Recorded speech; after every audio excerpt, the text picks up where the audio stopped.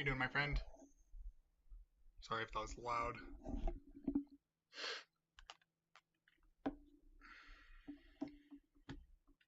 Can you hear me okay, Adam?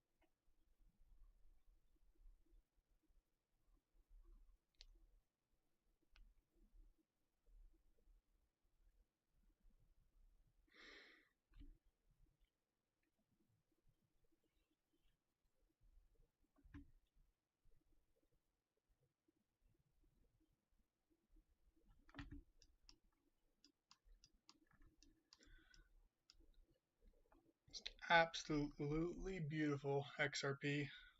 My goodness.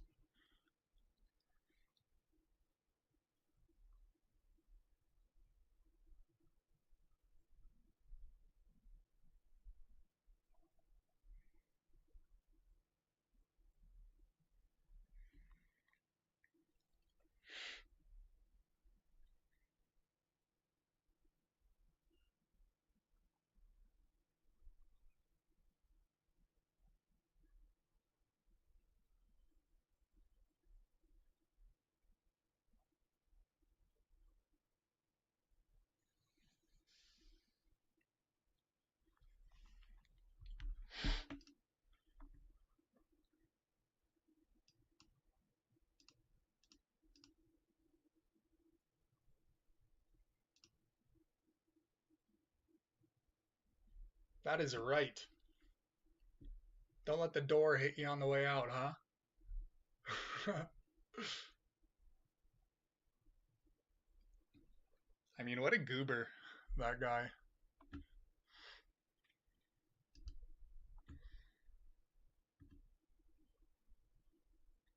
Good to see you guys in here. Hoping to get some more. I keep getting tons and tons of questions from people, and just really hoping to answer as many questions as I could, go over things live with you guys. Can you guys hear me okay?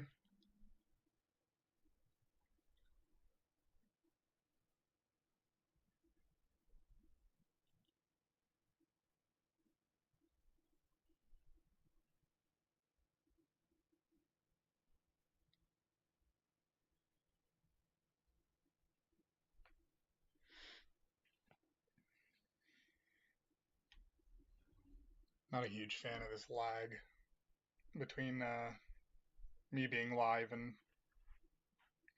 actually going to YouTube.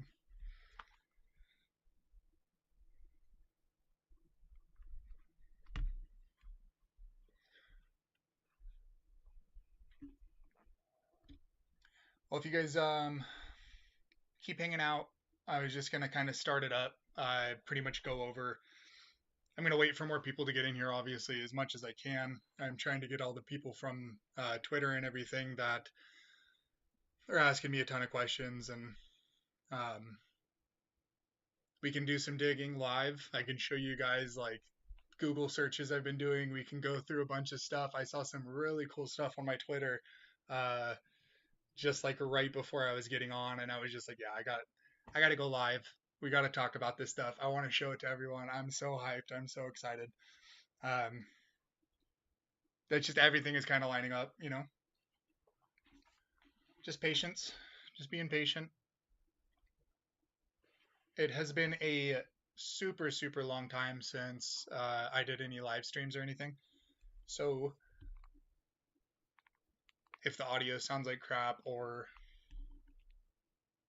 whatever, let me know. I'll try to fix it. But I'm still kind of getting everything set up. So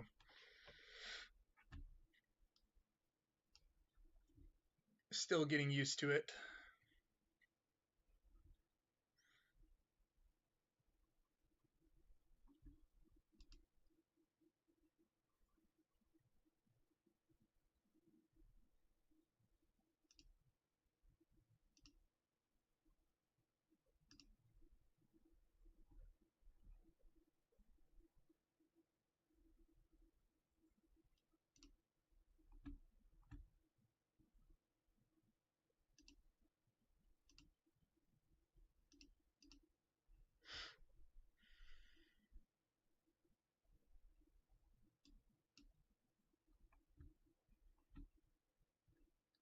Yeah, you know, I thought it was kind of funny too, because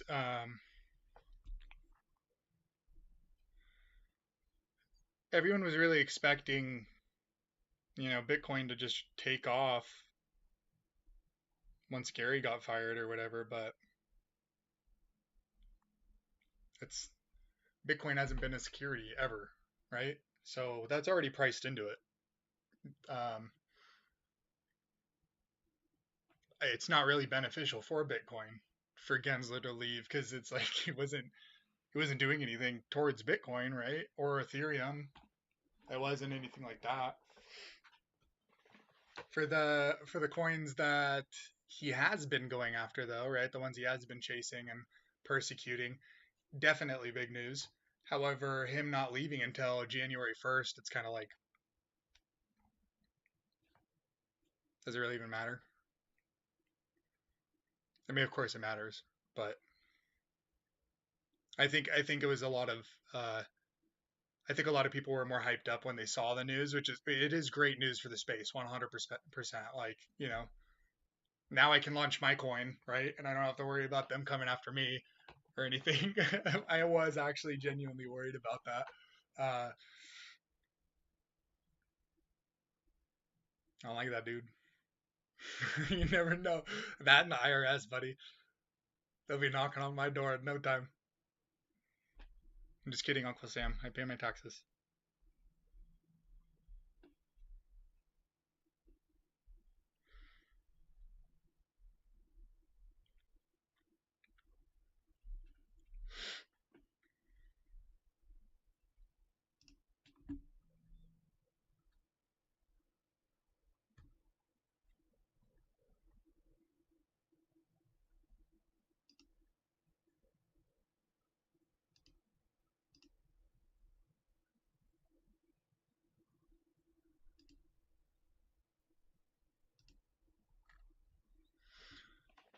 Let's see if I can't drum up some more people.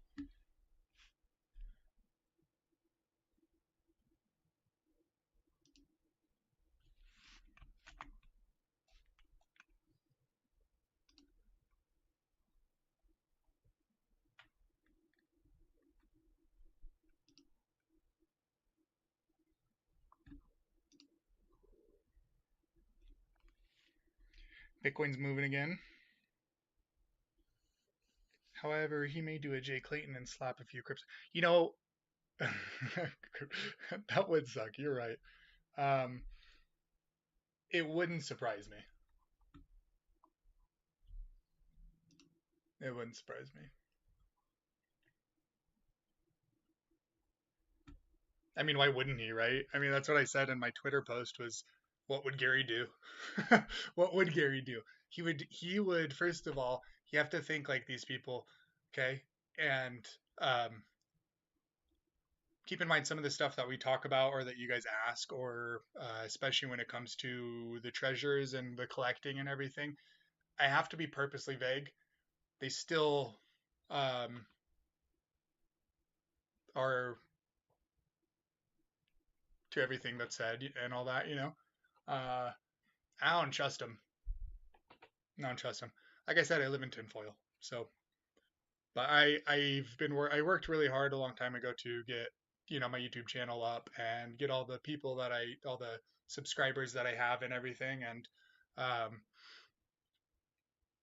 as much as I don't want to be a slave to the man, at the same time, I think there's ways I can get the information out without getting myself into any sort of trouble or uh, violating any sort of rules or whatever, I guess. But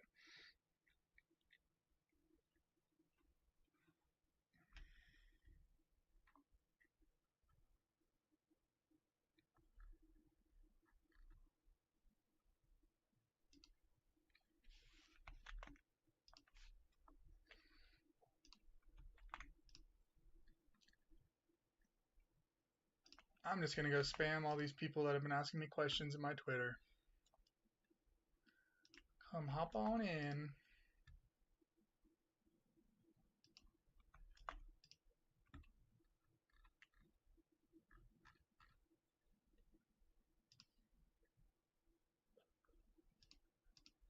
How was your guys' day? Anything exciting?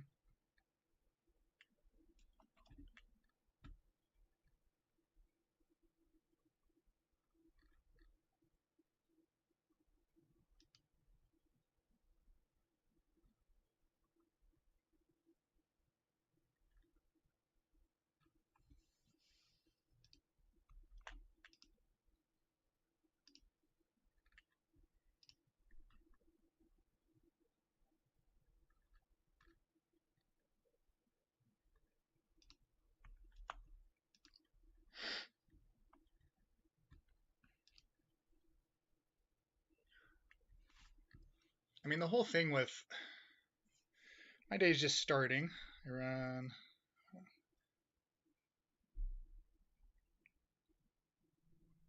Birmingham and Huntsville. Where's that?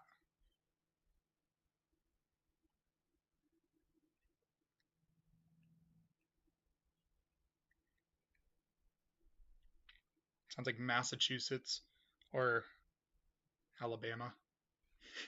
Just kidding. I'm just naming states that might sound good with that. Birmingham, Alabama. Birmingham, Massachusetts. Birmingham, Nebraska. Huntsville, Alabama.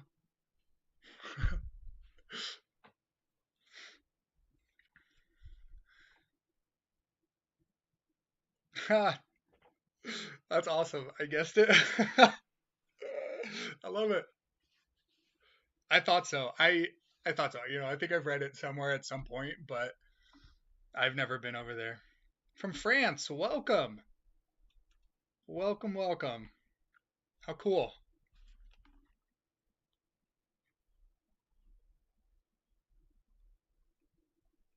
You've traveled a long way.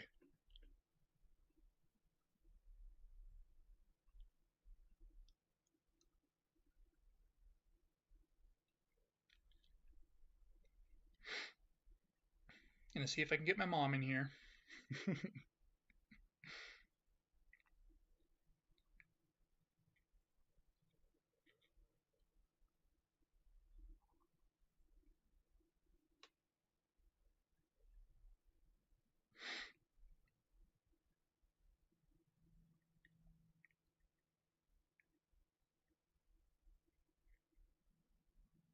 Not ignoring you guys, just trying to.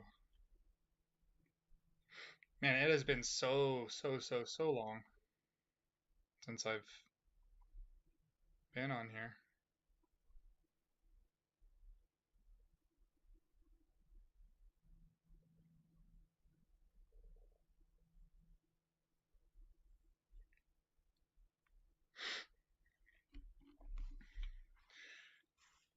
Oh, I love it.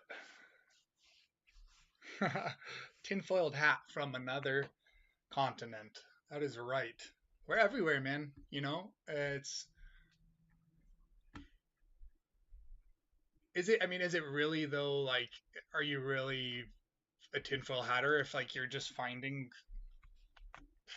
factual information and it just so happens to be the opposite of what we're told, right? It's not our fault that they're lying to us about this stuff. And we have to research it. That's the thing, is we have to research it, and then we're crazy, right? Then we're crazy people.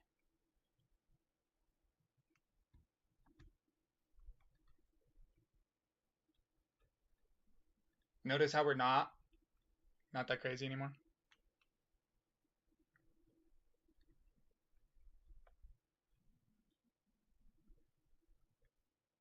I love this. I was on Twitter.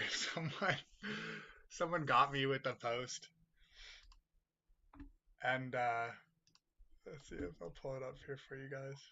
And I still don't have a second screen yet, so you'll have to deal with me switching between when I'm on my scene here and then going back and forth. I do apologize. This dude got me so bad with this. I was like, how the hell did this 1721 painting by Dietz Knudsen predict the Trump Elon RFK McDonald's in-flight dinner? I'm like, well, no way. No way. You know? I'm this guy back here. This is me with the tinfoil. And me and my buddies. I was like, there is no way. 1721? What? I looked. It's not real. Dietz Knudsen is not real.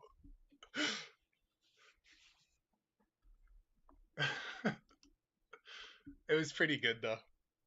I definitely got me.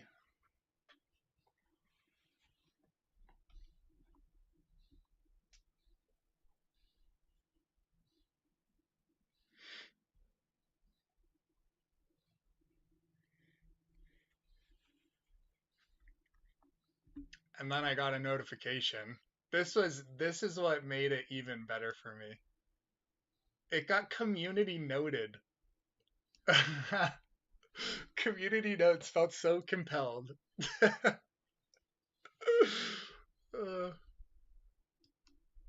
I've seen worse community notes. Triggs, what's up, dude? Thank you for stopping by, my friend.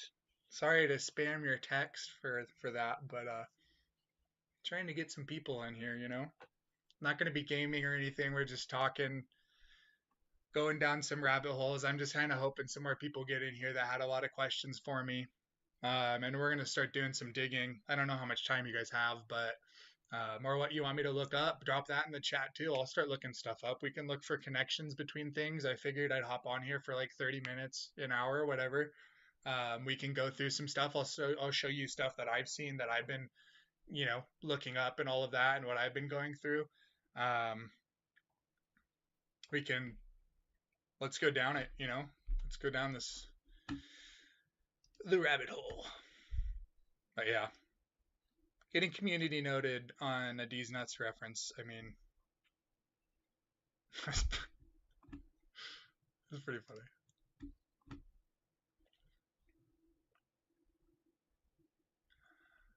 So what I do, just go through, Drew said, I'm sure most people saw this, but this was big news. Um, right here, just got off the phone interview. That's a weird way to say it. I just get off the phone interview with Vietnamese central bank governor. That's so bad. I shouldn't have done that. I just get off the phone interview with Vietnamese central bank governor Nguyen Thi Hong. Tai Hong? I don't know. According to Mrs. Nguyen, Vietnamese banks will utilize XRP for cross-border payment, and TP Bank is also partnered with SBI Japan. Q1 2025 is the starting point. Any of my friends and any of my family members, uh, I mean, my buddy that's in the chat right now, XLM could be part of the rabbit hole. They're all connected. That's the thing. Well, not all of them, just the two, right? Just XRP and XLM. Those are connected to everything else, though. That's the crazy part. That's why I was like hoping I could get more people in here, because if you guys point me in the direction of some of the stuff that maybe you've seen that I haven't, because there's a lot of that, right? Like collective minds.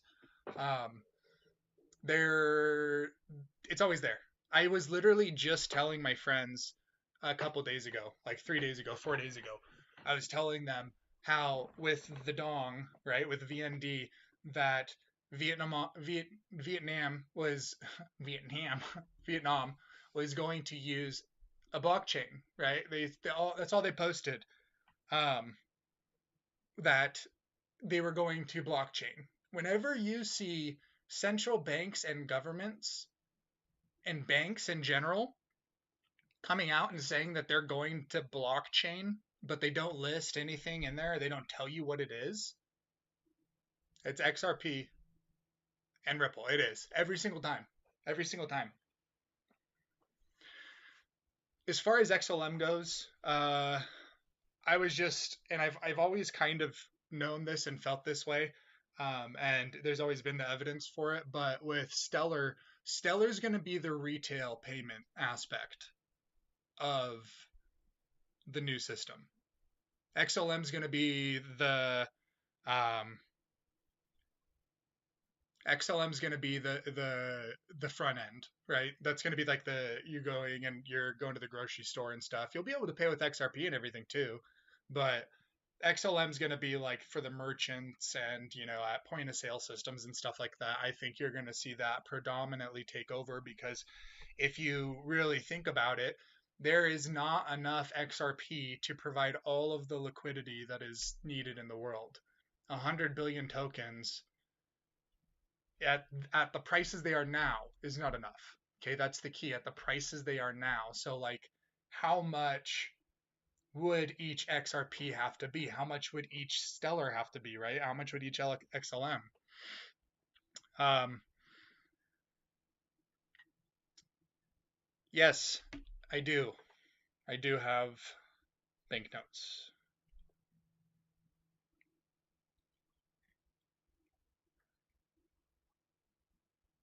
And I most likely will continue buying as many as I can.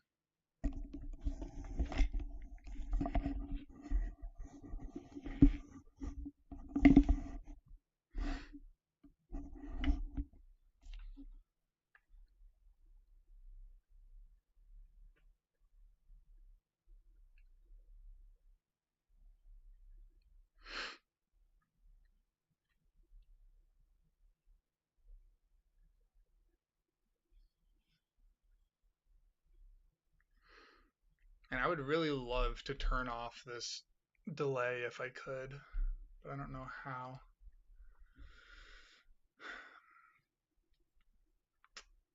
Uh,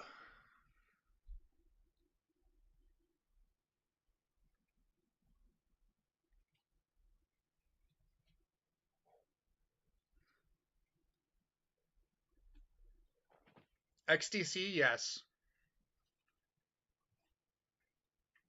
XDC is for sure. Oh, there's not. Oh, sorry. Yeah, if you look at the screen, you'll see I have to pull up this to look at it. Otherwise, it's on my phone. Um,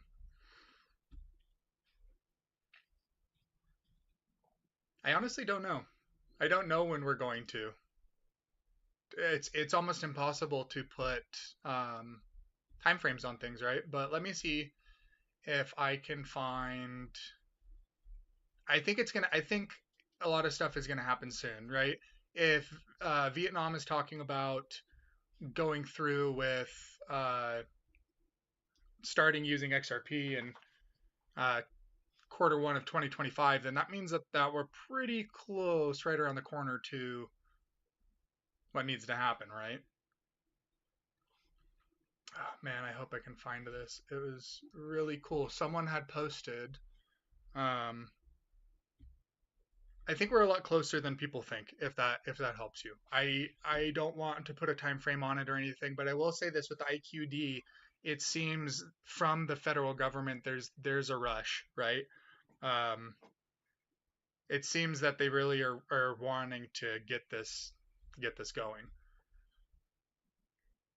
pushing they're sitting there pushing the census to make sure it finishes on time. They want to make sure that they have everything done and all of the stuff counted, and they want to be able to finish their budget and do all of this other stuff. So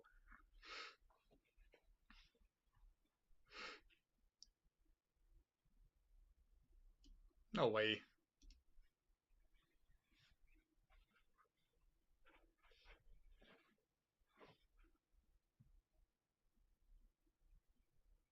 Huh.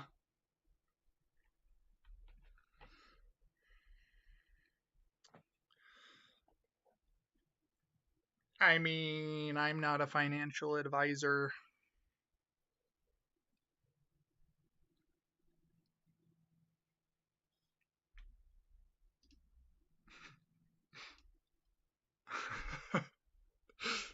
Not a financial advisor.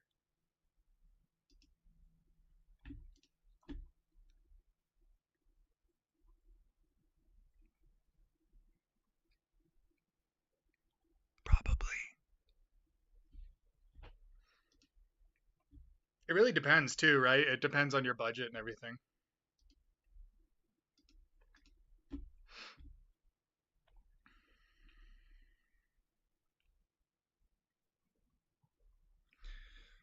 Uh, okay. So,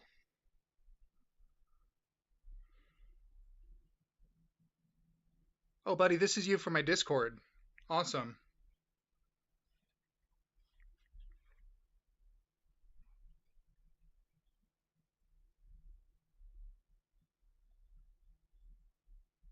I'm happy you got over here. Um, on okay, with the deleting zeros thing, I'll go over it with you guys, but I was hoping there was going to be a little bit more people in here so I could answer a little bit more questions, but they can just watch the recording. If we were to remove the zeros, okay, let's go down the rabbit hole. Let's just start it. I'm going to put my headphones on, even though I look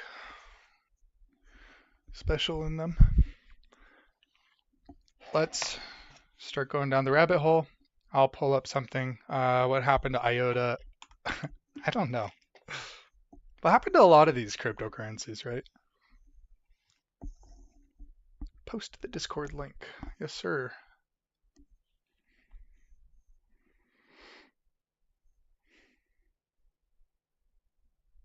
Give me 1 second. I'll get that for you. My Discord's pretty dead, dude. My Discord, I've had this Discord since last bull run. Let me know if I need to turn the audio down. It's probably loud. AF. Is it too loud? If I talk normally, is it too loud? If I talk like this, is it too loud? Keep in mind, when I get excited, I get louder.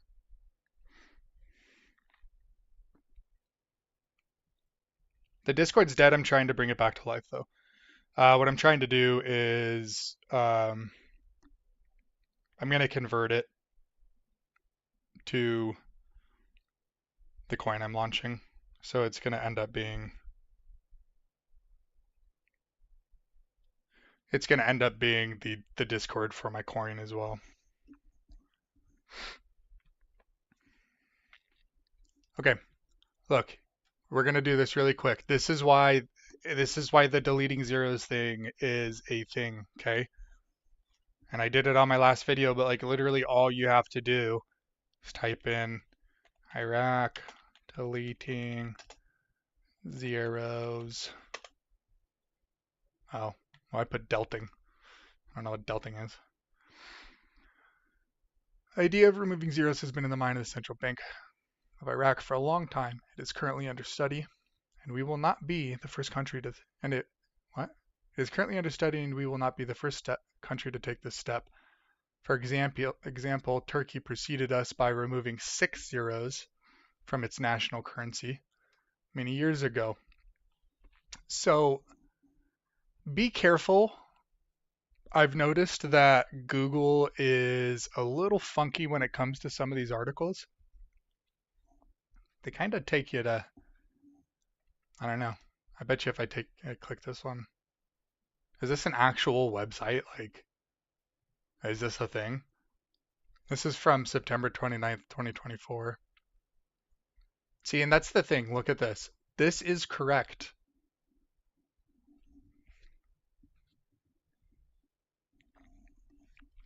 Well, let's get into we'll get into that, and it directly applies to both of them, right? Okay, it applies to everything that we're discussing here. The deleting the zeros themselves does nothing to the value of the currency. Nothing. Okay. For us, just them doing that on the face of it, right? It's a lot of steps, and there's a process to it, and there's a lot of things that come down the works in it, and I'll explain it to you, okay, very quickly. But look at this. Economic expert says removing zeros will not change the purchasing power of Iraqi dinar. That's true. It won't. I mean, because if you have $100 bill and they remove, 2 zeros from it, but they remove 2 zeros from everything, that's just the new number. It doesn't really mean anything by itself for us. It means a lot for people over there. It's not just about deleting the zeros, though. When they're deleting the zeros, what they're doing is they have to make new banknotes. They have to get rid of all of the old ones, which is what comes into the collections and getting these treasures and everything, right? They got to get rid of all the old ones because if you look at their currency over there and they got $50,000 notes, they can't just say they deleted zeros and you're still walking around with that spending it, right? Like, because you literally have a piece of currency that has the zeros still. So they will try to get all of that back that they can. That's what we're banking on, is them doing that. Yeah, I have a good amount as well of that one. I'm buying more too. But not financial advice. They're fixing their inflation and they're fixing the supply of their money. So first, it's a whole comprehensive thing. It's an entire reset of their system. It's not just them, changing their money. It's their banking standards. It's their reforms. It's the anti-terrorism stuff. It's the money laundering. It's working with the IMF. It's working with the Bank of International Settlements. It's getting approval by the U.S. Treasury. It's working with the United Nations. They have France over there. Is it Serge or Serge? How would you pronounce it? You're over in France. They were just there in Iraq, right? They're doing business deals over there now too, for the first time in forever. Like all of these countries, and some of them 30 years. Some of them have never done business over there, and they're doing business over there. Huge, huge, huge movement.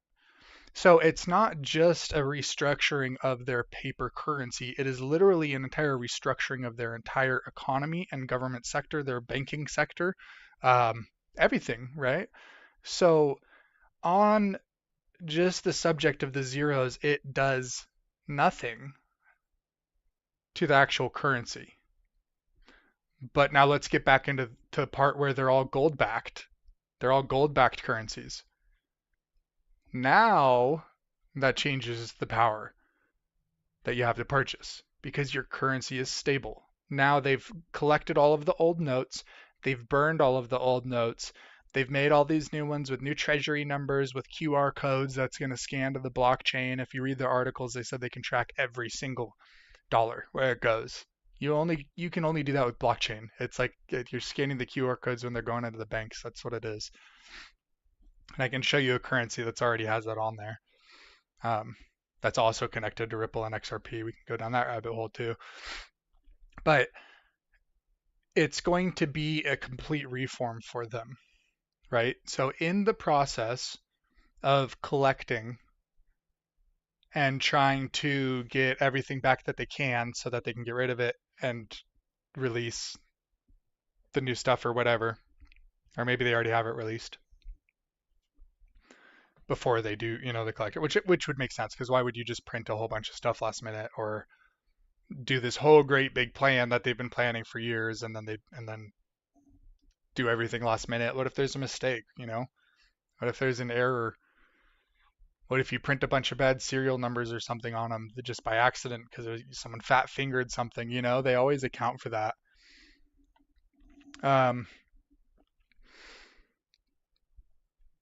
They will then hit the international market on Forex.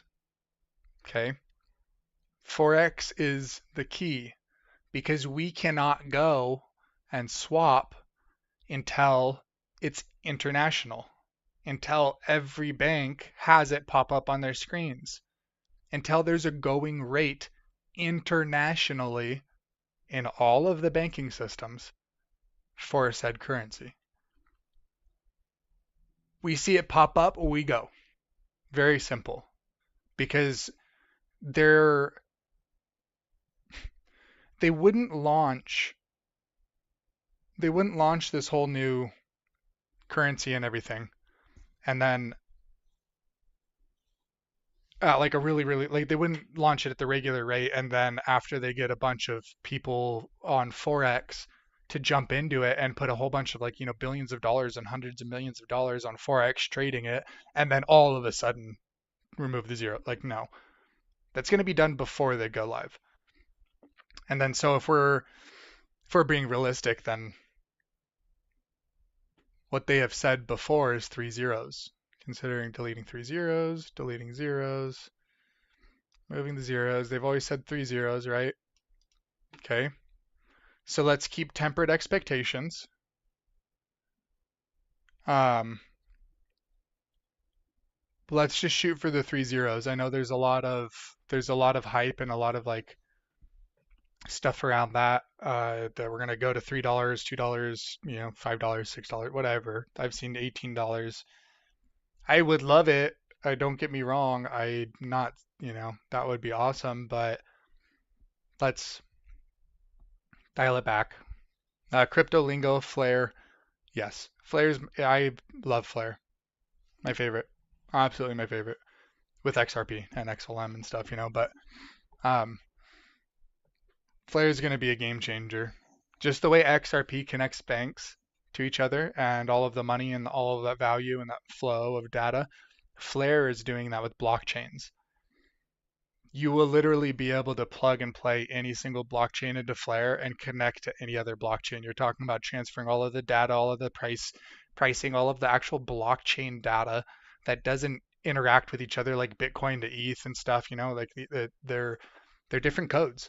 So they don't compute.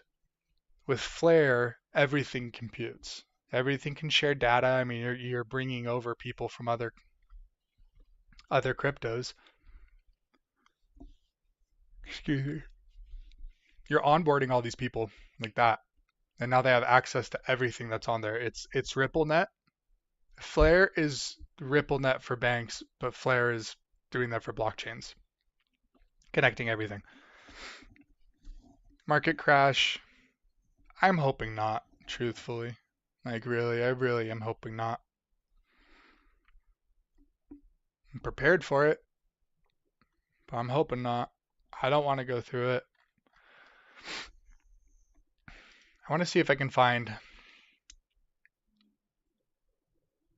So even this right here, November 21st, a slew of crypto companies, including Ripple, Kraken, and Circle, are jostling for a seat on President-elect Donald Trump's promised Crypto Advisory Council.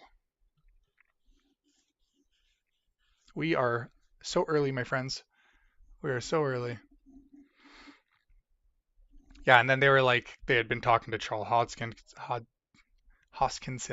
and Jed McKeeleb and them were meeting, and there's just a lot of movement there too.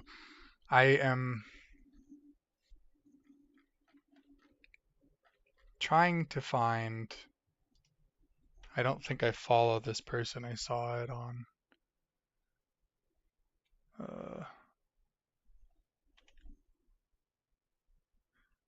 It's this like. Oh, there she is. I don't follow her, but she had just posted earlier. Well, it's about herself apparently. She had posted this. Oh, here it is. Okay. So Ripple's RLUSD is listed in this document, okay, which is pretty cool. The info about the Zim notes, yeah, I'll look that up next. But let me show you guys this really fast. Someone else had posted this, and I want to find who it was because there was. Let's look it up. Extended global forex data. So let's just look it up. Extended global. I'm not even typing anything. What am I doing?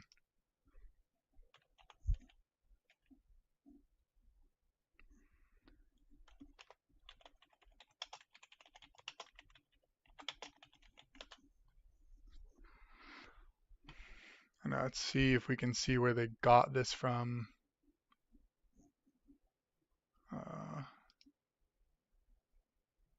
Oh.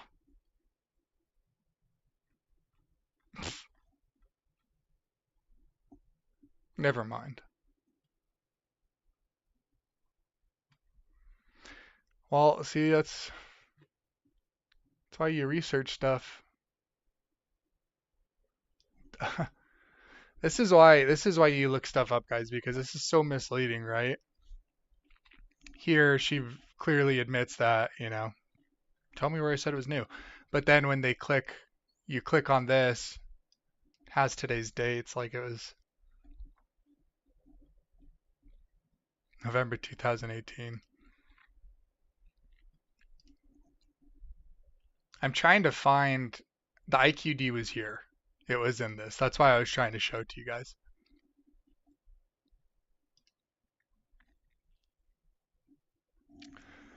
Hello, welcome. RLUSD is Ripple's pegged US dollar. So that's for XRP. That's what they're going to be settling a lot of this in, and that's going to be the. So this is from November 2018. See this, guys. This is why I tell you, trust no one, verify everything, because like they're pushing this like it's all new. That's what I was saying. I was so excited. I didn't have a chance to look. Now I'm looking, right? Forex data is just a bunch of garbage here. It's a ton of cryptos and stuff too, but one thing I did find interesting was because I noticed this. Got a ton of the Rupia on there, but where is? I wonder if I can search through this. The IQD was here. Oh yeah, IQD US dollar. Okay. This is from 2018 and it is on the Forex listing. However, there is almost no pairs to it, right? There's not volume and there's not a lot of banks that are connecting. So let's do the Zim notes.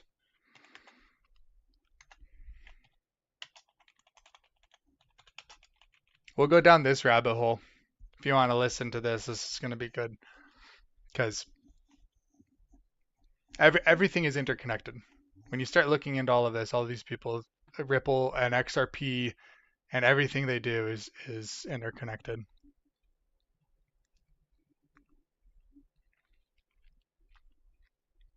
So pay attention to, we're not going to go to that one. I think it was here. Yeah. So let's look at the 2008 banknotes. Okay. 100 trillion. Like that is just ridiculous as it is, obviously. But we look at this, okay? 2008. 2024. What does it say? $20, right? So they changed the denomination a couple years ago. And you can go back and see 20, what was that other site said 2020 or something? 2018 or 19. 2024, new gold backed, okay? Uncirculated with QR code.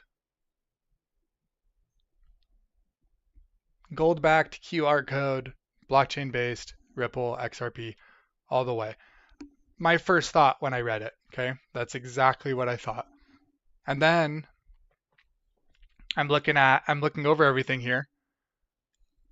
And it says the asterisk, based on information from the Bank of Zimbabwe, the ZiG currency is currently backed by 2.5 tons of gold and 100 million in foreign exchange reserves, which are held by the Zimbabwe Central Bank. At this time, the Great American Coin Company cannot verify this information, and the Great American Coin Company makes no claims regarding the ZiG being backed by gold, should be backed if they learned how to spell, or essential bank reserves of any kind. Okay? We know they are, though. The new Basel standards and everything that they're implementing, IMF standards and Basel, they have to be gold backed. A certain percentage, like it's like 10 or 15%, and they raise up the amount that they actually do have to keep for that. Okay, hang in there. It's a lot, but I'll try to make it brief for you and to the point. And look at this. I want you to highlight this. I don't know how well you guys can see it, if you can at all, but what it says is that at the bottom on the 24th of June 2019, the Reserve Bank of Zimbabwe abolished the multiple currency system and replaced it with a new Zimbabwe dollar based on the RTGS dollar. Okay? RTGS. Keep that in mind. What is RTGS? That's a great question. RTGS. Let's Google it. RTGS stands for Real-Time Gross Settlement System. Okay? A system that allows for the real-time transfer of money between banks and other institutions. I already knew what that was when I read it. You know how I know? Because if you look up Ripple XRP, type in Ripple XRP into Google, and you go and you do any research, let's just take out XRP. We'll just do Ripple because it just pulls up all the price stuff. RTGS. Ripple is a real-time gross settlement system, currency exchange, and remittance network. Ripple is a real-time gross settlement system, currency exchange, and remittance network. I've known this for forever. I've always known we were coming here with Ripple and XRP. This was the end game. This was the goal. We were going to get here. I knew it. I've always known it. Told all my friends to buy for forever. Like I've always known this is where we were heading. There was no doubt in my mind ever about it. Um, Looks like I was wrong about Bitcoin, man. Just about to smash 100K. I'm not mad at it. Actually, doesn't bother me at all.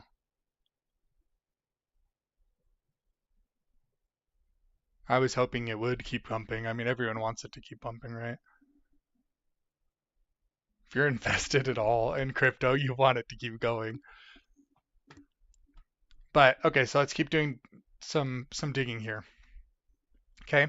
So now that we have established that, so do you think they both will? Yes. I think all of this stuff that I'm going to show you guys is going to go up. Ripple and XRP and stuff is already taking off. They XRP has not made a new all-time high for 7 years. 7 years. I can show you that on the chart too. They've suppressed it for the longest time. I want to find Bitstamp here. If we go to the weekly, I mean,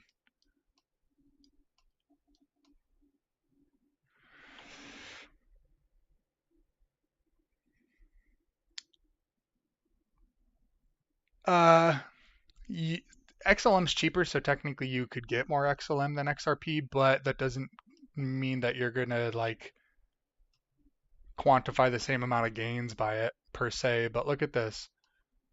This is a wedge. This is the last all-time high that we had on XRP, and this was January of 2018. Okay, and it was $3 and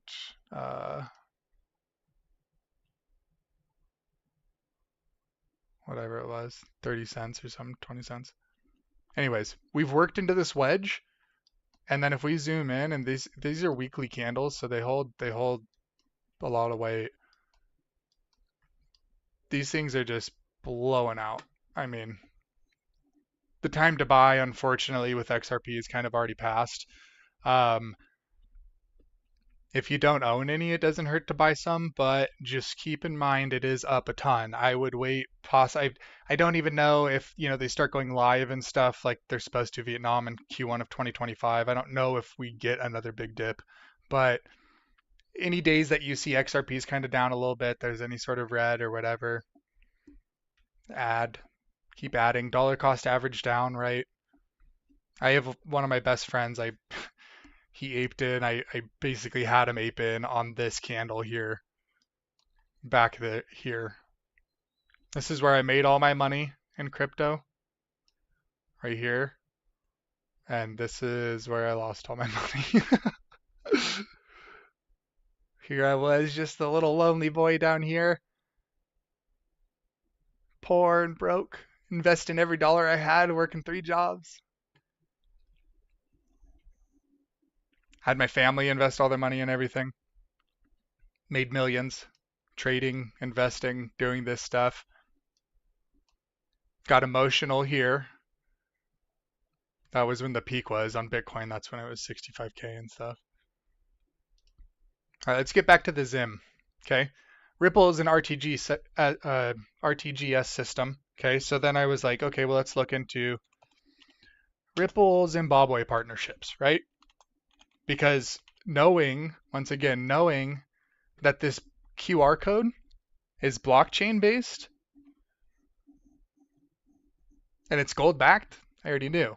And they're using real-time gross settlement. There's only one thing that could be Ripple. So we will do Ripple Zimbabwe news. Okay. And the first thing that popped up, and this is what sent me down the rabbit hole, and you guys are going to trip out. I click on this, okay? It says Ripple partners with Onafreak, I don't know how to pronounce it, to power digital asset-enabled cross-border payments between Africa and the rest of the world. All right, are we paying attention, everyone? This is important. Partnership will enhance speed and efficiency of payments between the Middle East, the UK, Australia, and Africa. Huh. And then look at this. London and Johannesburg and Dubai United Arab Emirates. The leader in enterprise blockchain, crypto solutions, and leading payments fintech on a freak, previously MFS Africa, announced today that they are partnering to facilitate digital asset-enabled cross-border payments between Africa and several new markets, including the Gulf Cooperation Council, the UK, and Australia. All right. Have any of you guys ever heard of, first of all, On a Freak?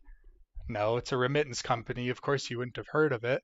What about the Gulf Cooperation Council? Have you heard of the Gulf Cooperation Council?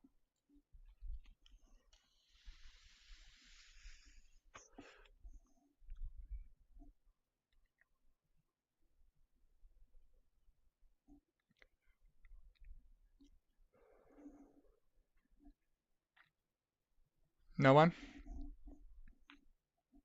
You haven't heard of the Gulf Cooperation Council? Okay, well, we'll get there because I hadn't either. And I've been doing this a while.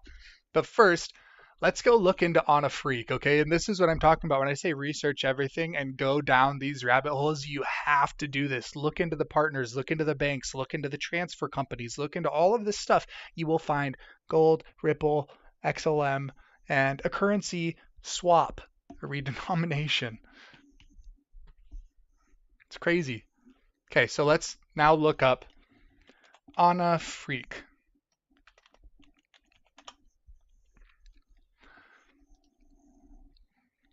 We'll go here. Let's learn about them, right? Reject the cookies. You are not tracking me. Well, they probably are anyways.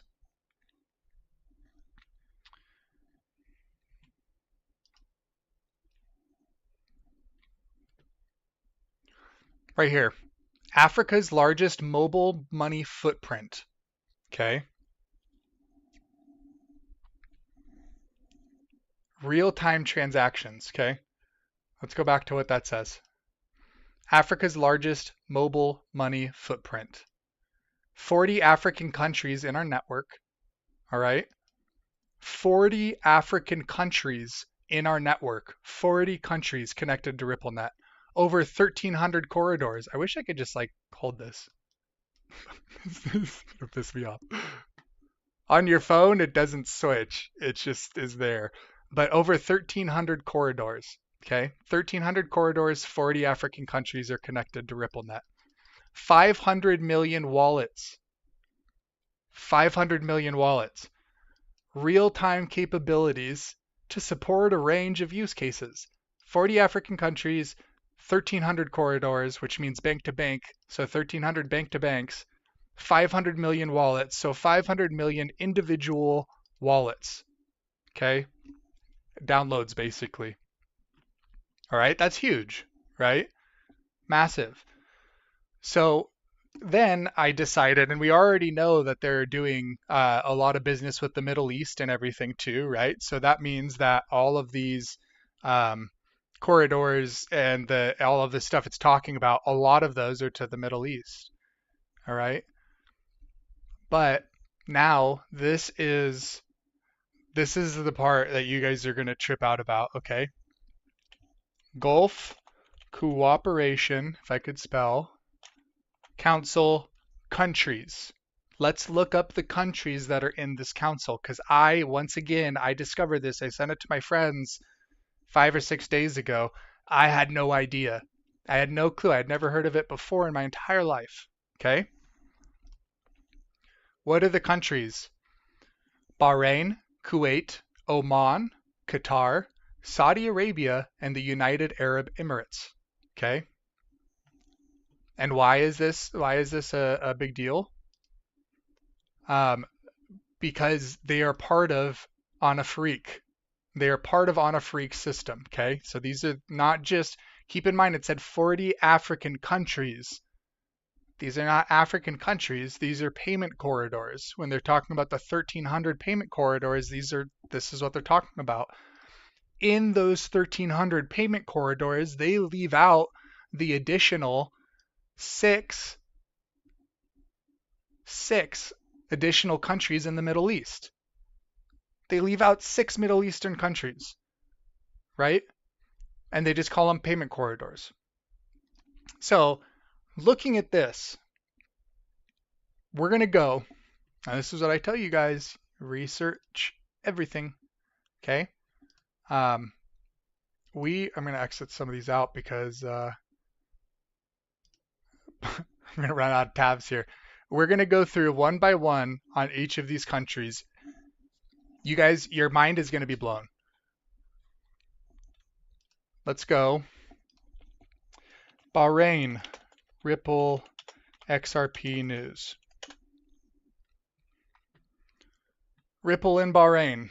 2 Ripple clients launch payment tool for Indian expats. Okay. Ripple prices hinged on regulation. Bahrain take the lead. And this is a whole article about Bahrain implementing them.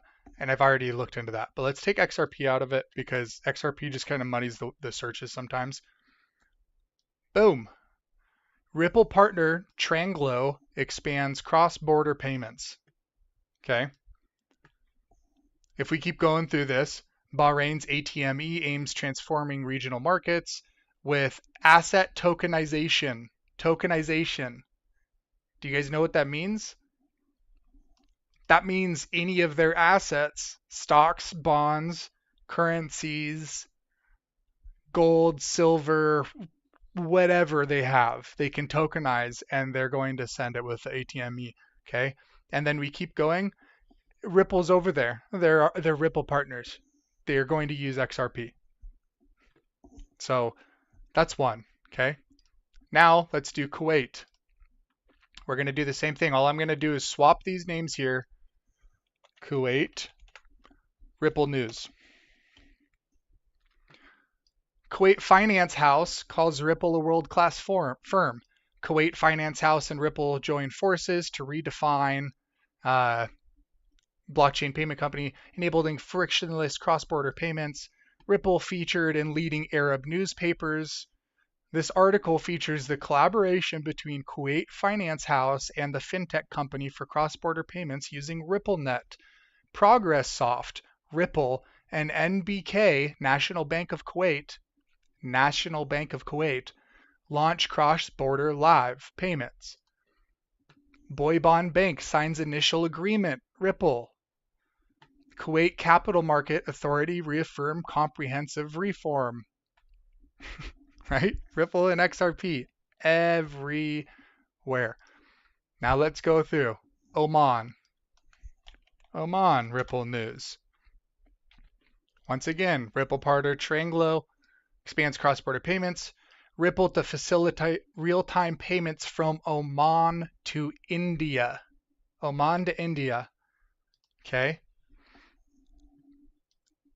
And then someone from Oman, their stuff got hacked. So you'll see this stuff. It's like, don't click links, dude.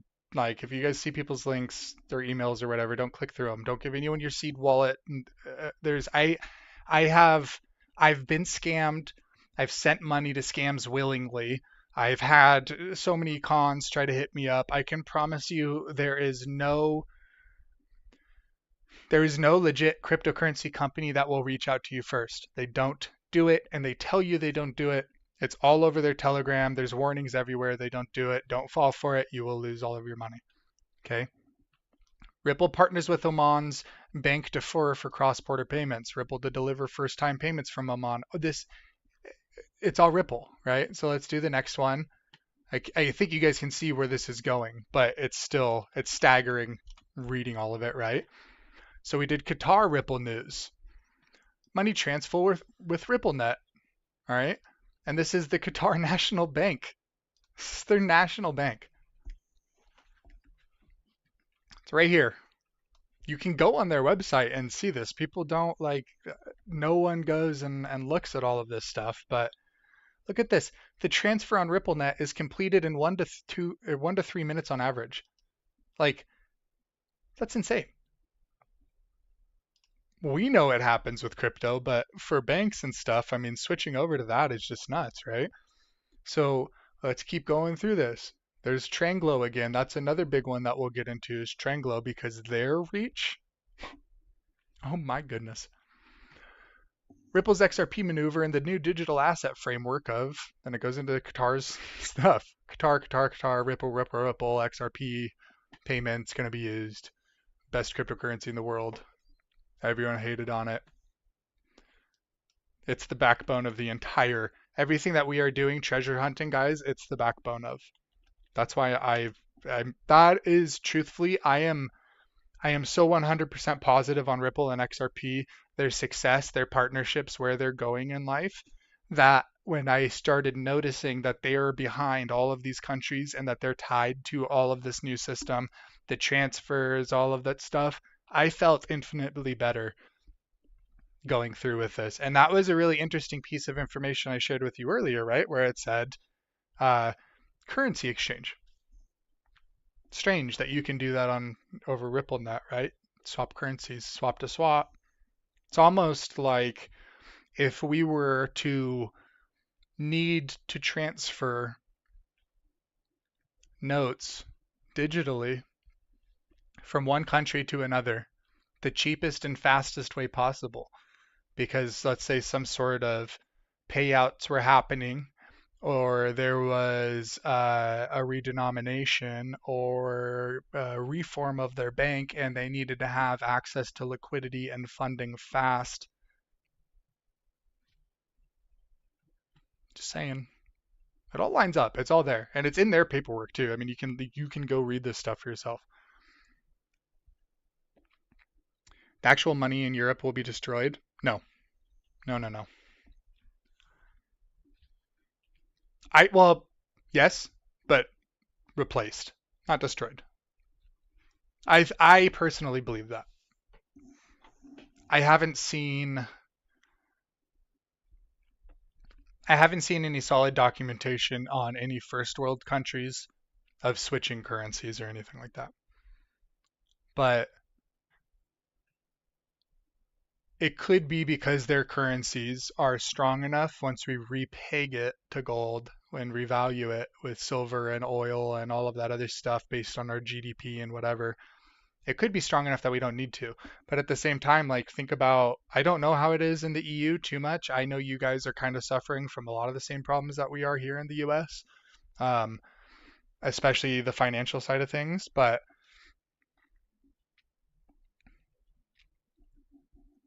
um,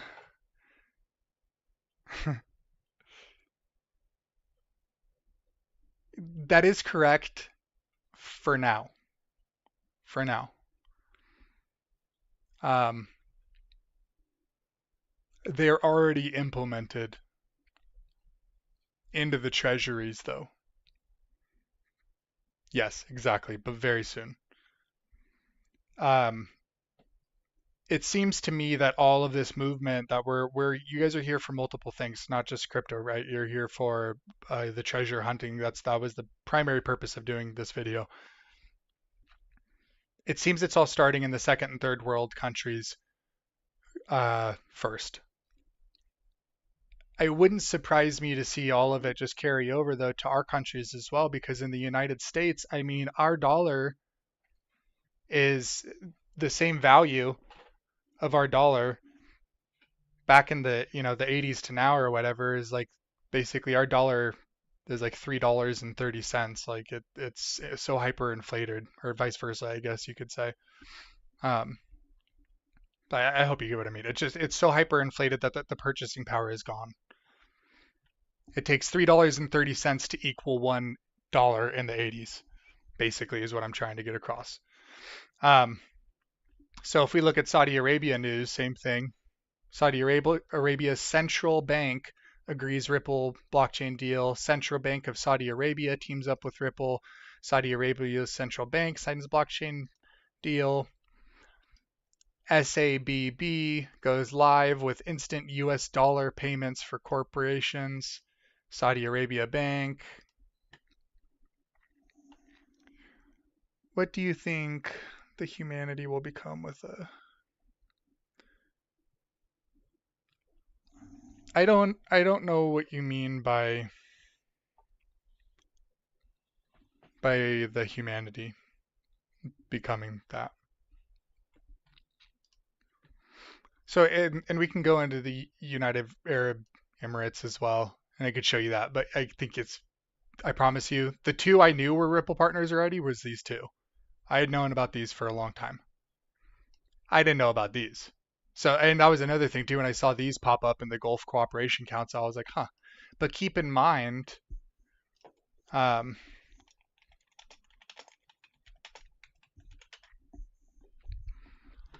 if we were to look at, a map of the Middle East, Saudi Arabia, Oman, United Arab Emirates.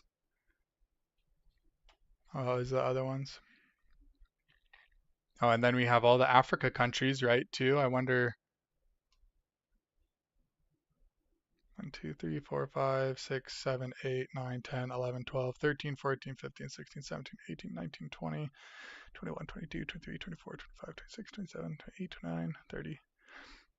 So it said 40 African countries, and just a quick count of these big ones here, that is pretty much all of Africa. Ripple's already secured all of Africa through that one partnership. And that's the beauty of what Ripple has been doing. Brad Garlinghouse is a genius. Um, he hasn't gone after each individual country. He's gone after payment providers who service a ton of those countries.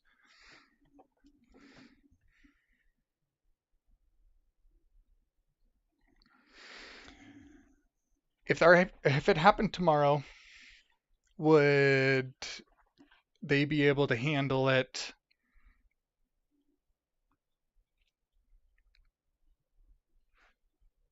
Yes and no. You won't be able to cash any money out.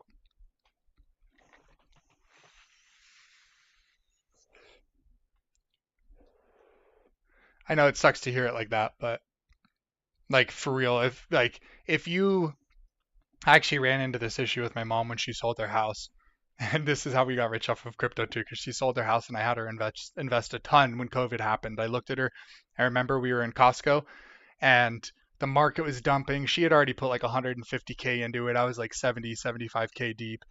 Um, and I pick up my phone and we're we're doomsday shopping in Costco, and I'm just my Coinbase is going off, bing, bing, bing, bing, and I'm just like, I look at my mom. I said, Mom, we will never ever see prices this low ever again. And we scooped up like another 150,000 of Bitcoin, Ethereum. Bitcoin was 3,300. We bought Ethereum at $170. XRP was 16 cents. XLM was like a couple of pennies. We stocked up, right? Um, she had a lot of money in the bank still, but she wanted to keep it with her because I told her, get your monies out of the bank because of everything that was going to happen, just in case there's bank runs or anything. She had a lot of money, and it would really suck if things had crashed or wasn't going to have access to it. Um, so she called them and told them that she wanted to get her money. They tried to delay her for $100,000. They tried to push her off for 3 weeks until she threatened them with a lawyer. So if they're going to hand us like, you know,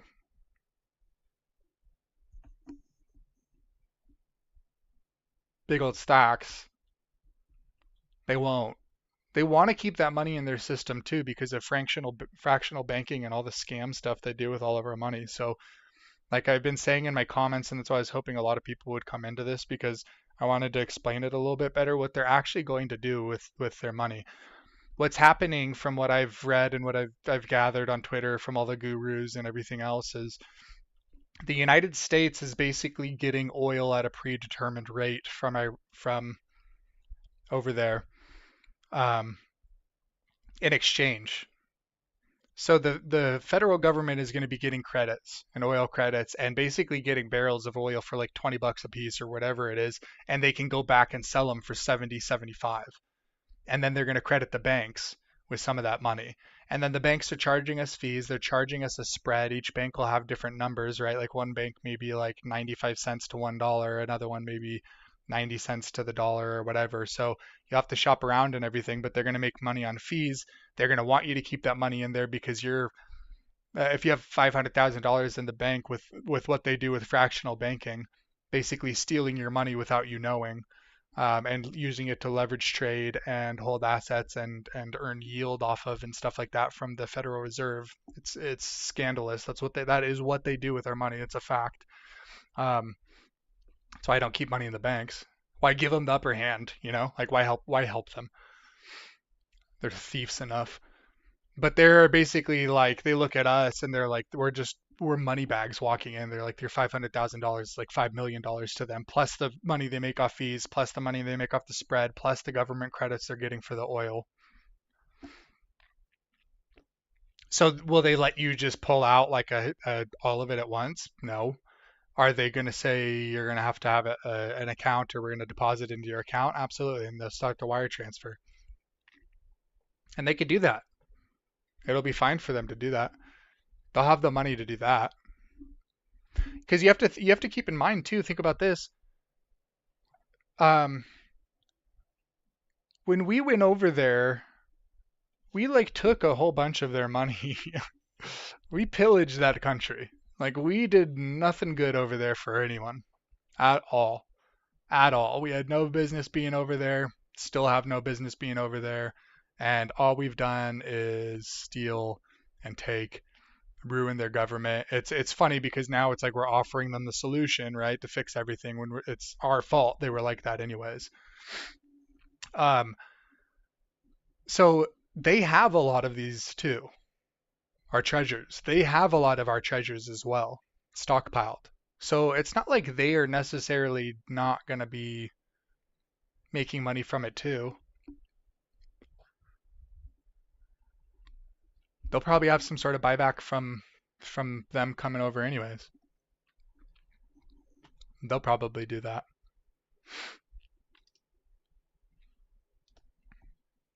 I still didn't understand what you meant. What do you think the humanity will become with a real gold-backed money?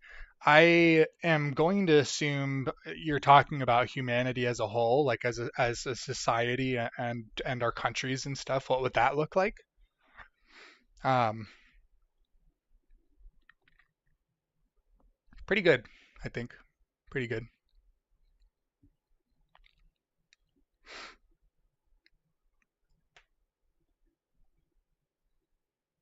Stability, right? Prices are going to go down everywhere. I mean, if tomorrow, and we are going to a gold-backed currency again. Trump has said it so many times. If you listen to him speak, notice how he has said on every one of his speeches for the last, like, I don't know, a couple months, this will be the golden age, right? The golden age of blah blah blah, the golden age of medicine, the golden age of this, the golden age of health. He keeps saying the golden age of everything, right? He's hinting. He always does. It's just you have to listen and research and figure out what the hint is.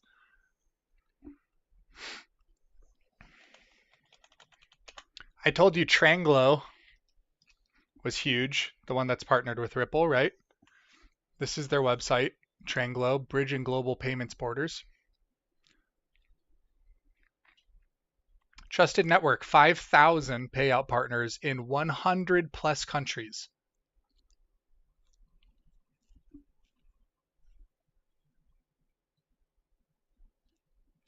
5,000 plus payout partners in 100 plus countries. And what were all those articles that we were seeing, right, about Tranglo and Ripple?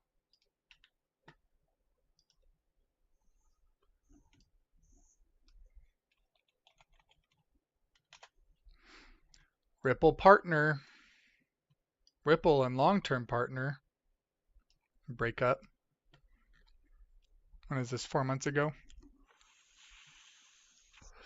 Divested its stake in Tranglo. That leverage is XRP.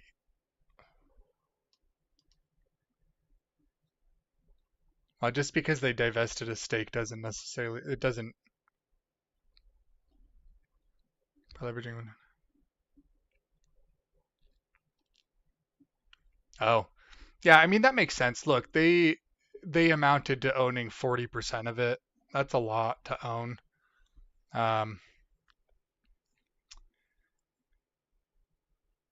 So they were reducing their stake. That happens in companies. Doesn't mean that they're not being used though. And then obviously if Tranglo's already got the RippleNet and integrated, it doesn't matter. But how many people that they're partnered with is really, really the key. They're talking about the Philippines here, introduction to cross-border payments in Africa, introduction to cross-border payments and remittances in Latin America, right?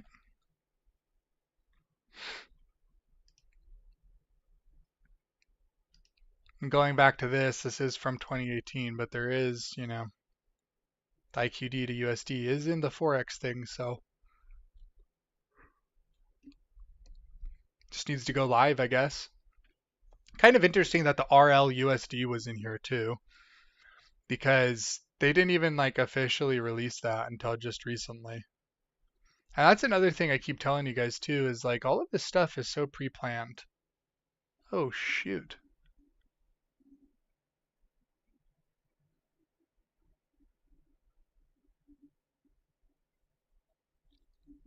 Oh, that is weird.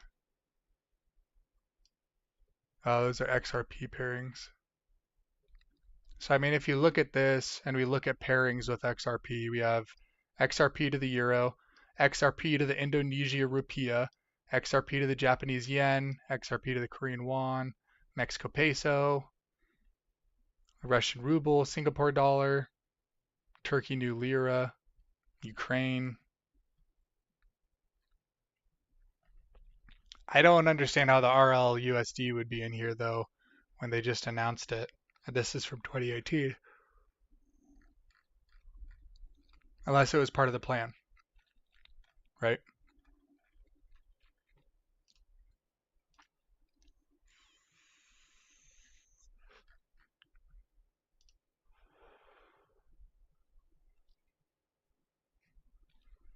So let's go to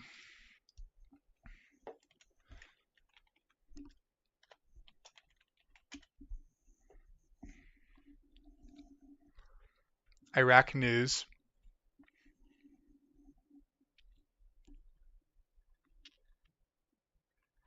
Let's go to Iraq business news and let's see what's on there today.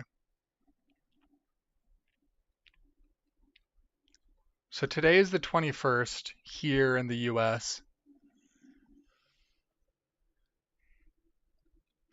How to pay the least amount to Uncle Sam, huh? I have no clue, dude. Genuinely, I don't. I wish I could help you. I am going to have to go research that myself too, because I don't know. Um, I will give a shout out to this guy. Sorry, I'm yawning so much. I got like no sleep last night. I was just up watching charts all night long. Um, can't sleep when the market's moving. But this guy,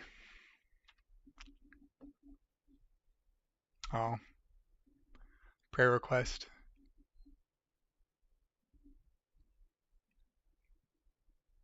Well, Kim, I pray for your recovery, for peace, for love for you, your family's next to you. I hope God holds you tightly, comforts you. That's sad. I hope he puts his hand on you and gives you peace. I'm sorry to hear that.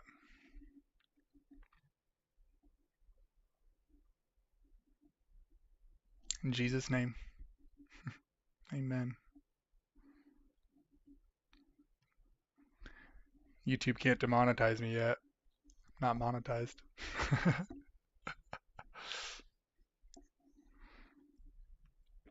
But I was going to say,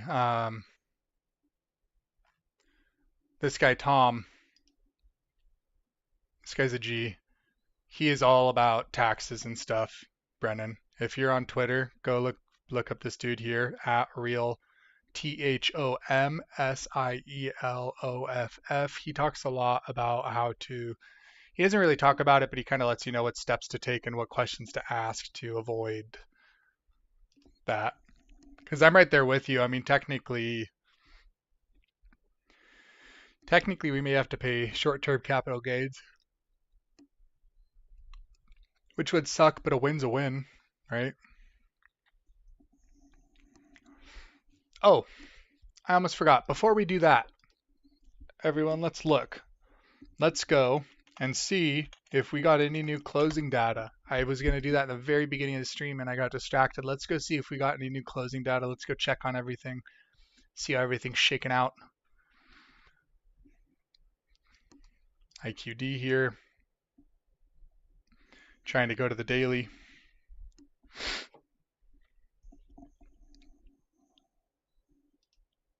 Won't pull up.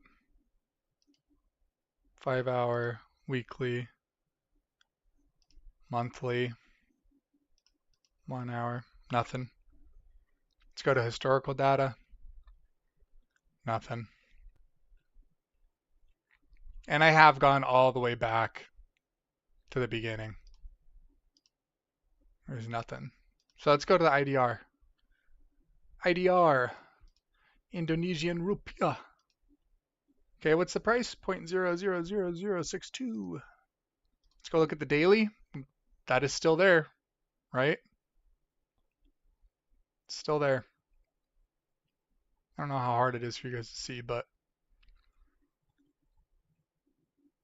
what's crazy to me too is if you guys really look into this and you just kind of look at how weird this is. Like if you hold your cursor over this and we keep going over, right? This is from 411 or 11.4, sorry, 11.5, okay, and then 11.6. We can't even, I don't think, zoom in on it because, yeah, it doesn't even show up on any other chart. But I remember when the IQD had its little glitch and it went up to 7 cents. I'm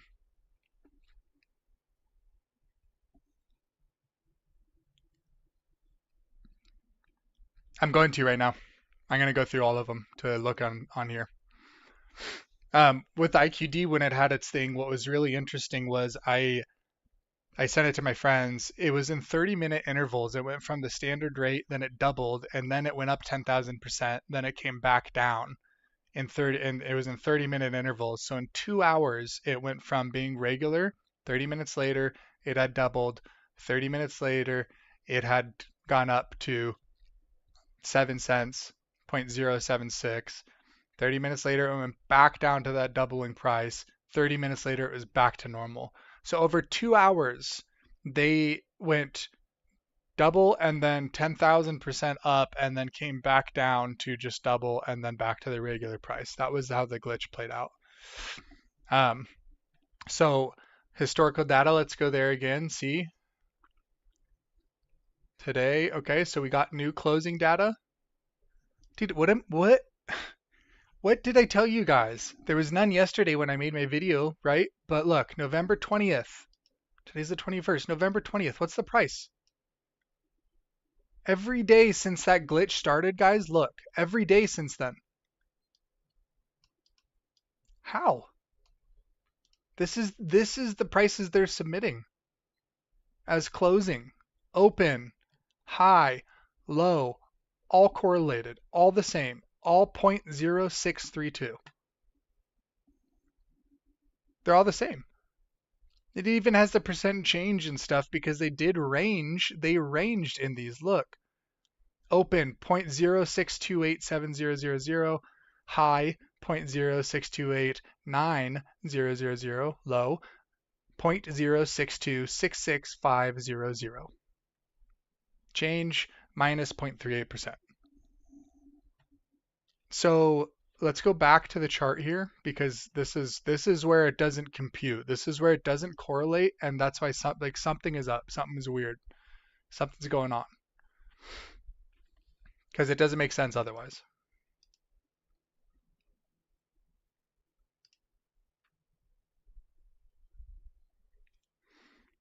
Would help if my computer wasn't frozen.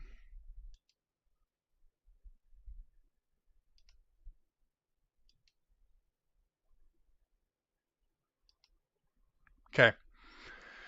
So when did this spike start? The peak here was on November 6th, okay, but technically it started on November 5th, election day. When did it stop? When was the other peak? November 20th. So we're seeing it continue since that day. On the daily chart, this is what the price data is showing.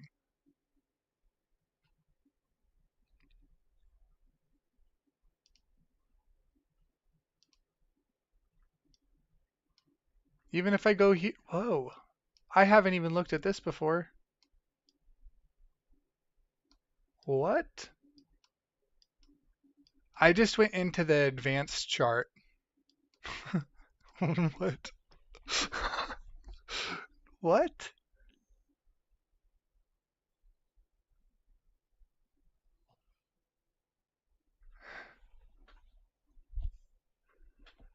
Are you guys seeing this? Can you see it on your screen?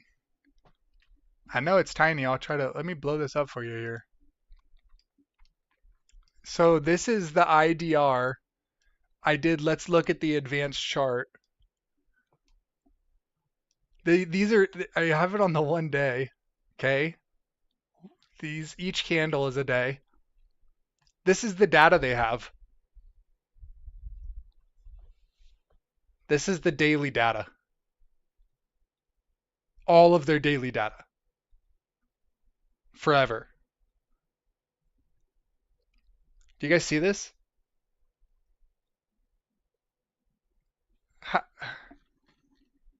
Let's see if I zoom out a ton.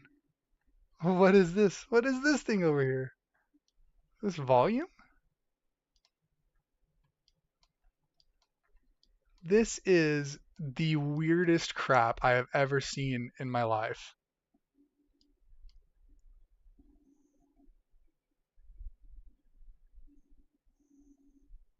There's no shot.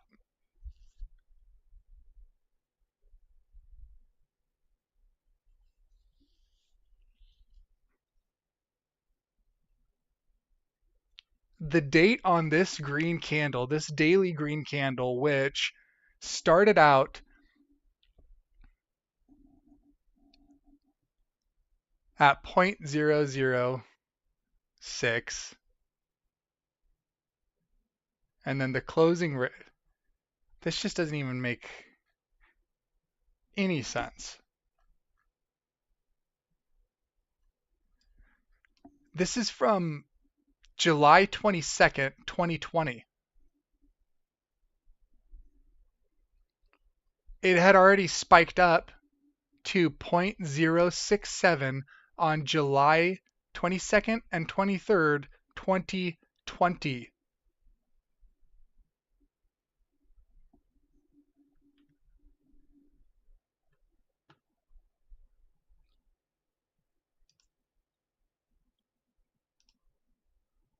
I am so confused.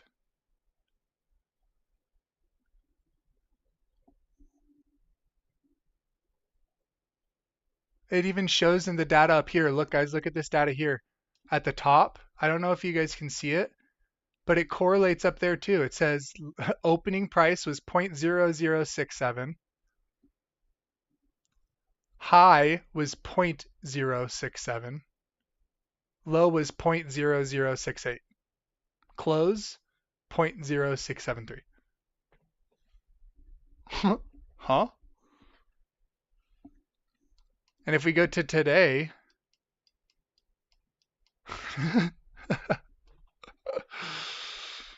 this is the daily data. And what are this is the, I don't know what this little baseline is down here. That's weird too. I don't even understand. These are supposed to be daily candles, so technically, because we have months and months of data, right, going all the way back to 2018, and each of them has a closing and opening price. You guys see this? Do you see that? I'm a tinfoil hatter in France. Look at us. This is why, dude. This is why you got to wear the tinfoil, right? And you got to research this stuff because this is like I don't even understand. I can't. It doesn't make any sense. I'm gonna like legit have to make another video on just that, just like a real quick thing to post because it's like what's crazy to me too is out of all of these people, guys, right? Out of all of these people that you guys follow, and I've been following a lot of them for a while, but I haven't like been active or anything. I've just been kind of like silent. I haven't even actually followed most of them until recently. I was just I was seeing them, but I didn't click the follow button.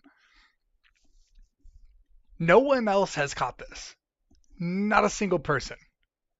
Not one soul that I've seen. I am the first person to catch any of this. It blows my mind.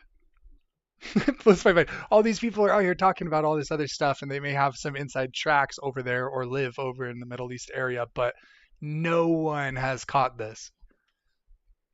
Insane. So we're going all the way back here. Let's go back into this chart again, and what do we see? Starting, this is 11.7 even. It doesn't even make sense with what the chart we saw was, right? Because the chart we saw here on the daily, when does the spike start? On the 5th, November 5th. And all I did, see this technical chart right here? All I did was click technical chart. And then we go here, and this starts at 6 cents on the 7th, going to the 21st, which is today.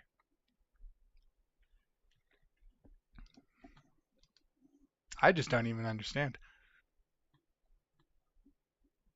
And here's the good old VND, baby.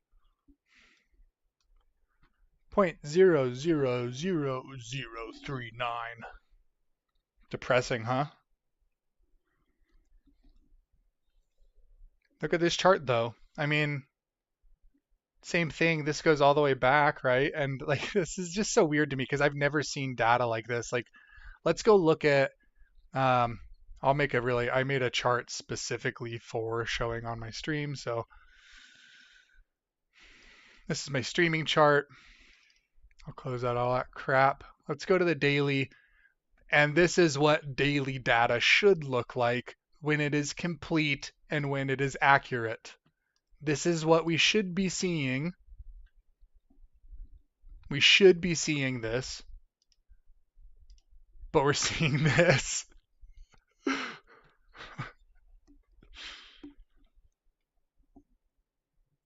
What?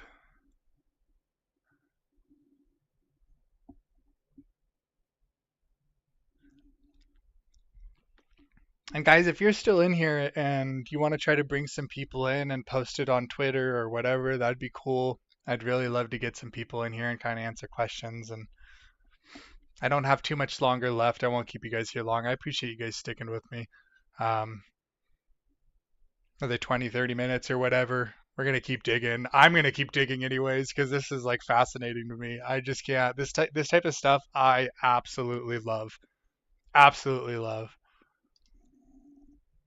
What's Bitcoin sitting at? How's Bitcoin looking? Let's go cruise over there really quick.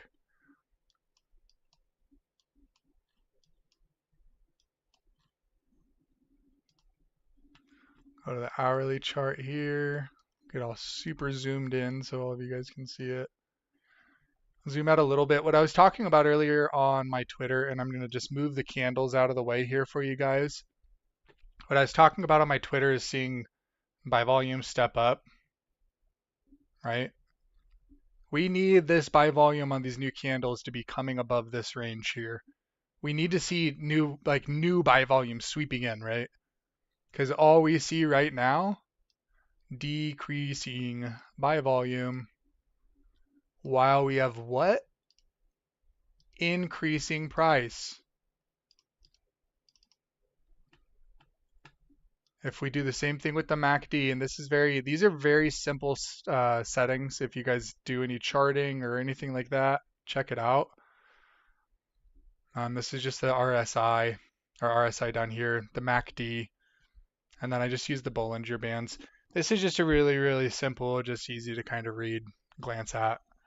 But even then, right, like if we're looking for bearish divergence, okay, basically indicators are oscillators trending downwards while price is trending upwards. And what do we see?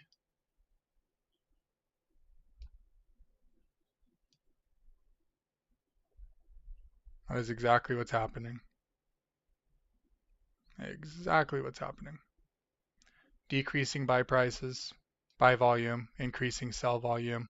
Prices continued to go up, even though we have indicators here. If we're looking at these buy waves too, all these little green waves here, we continue to go up. This is actually kind of a good sign here because we got this one finally. The MACD is a little bigger than the rest, but if we were to go from the last peak here, okay, technically our oscillators have all been showing bearish divergence everywhere we're looking at it, okay? And we can go even from yellow to the yellow, right? Price going up, indicators are showing that it should be going down. So that's why I was saying earlier. Now let's look at the VND. Let's, I'm gonna save the technical chart. I wonder what that's gonna look like. I'm curious. Here we go again. Here we go again. November 20th. Look at the closing price. Look at the closing price. Win, right? Like win. Please win.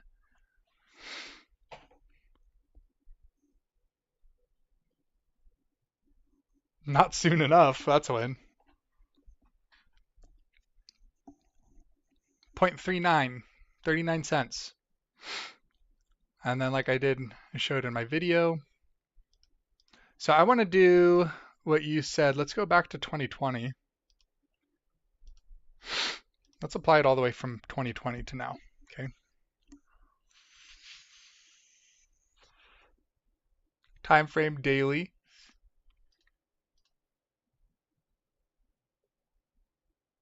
Very interesting. 629.22. Okay, I'll look at that. Very interesting. Look, when I do the daily time frame, every single day is 0.39. When I go to the weekly time frame for this week, it still shows the old price. So this is, and look, you can even see the change is minus 99%. So, I mean, this is literally like, sorry, I'm switch back to Bitcoin. This is proving that as they're closing out these days and these weeks and this data, this is the price they're submitting.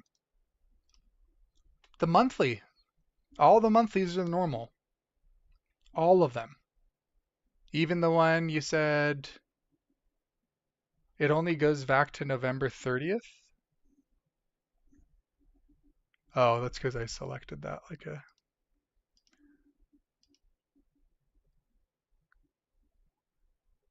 January 1st. So you said June.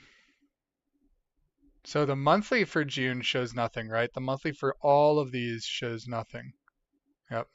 All regular prices. Let's go to the weekly data. Except for this week. Let's go back each week. Let's see where it stopped. I wonder if it's going to be June, like you said. It only lets me go 1 year at a time.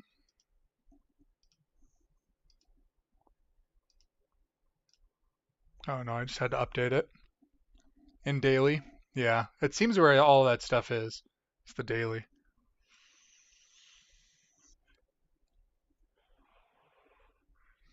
Holy man, we got up to 42 cents.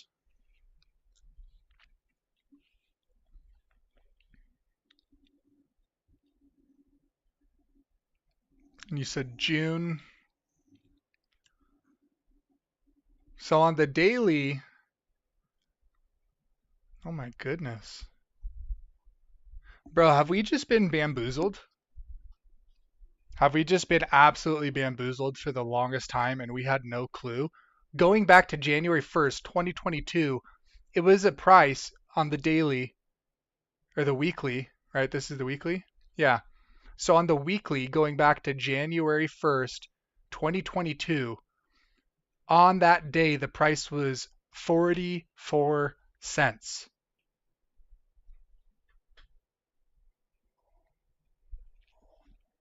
You see that? 44 cents. But look at this. January 29th, 2022, it's normal. And so we have one since January 1st, 2022, all the way to January 22nd, 2022 is 44 cents. Then it goes back to normal. Then starting February 5th, 2022, goes back to 44 cents. Okay. Is there any other days?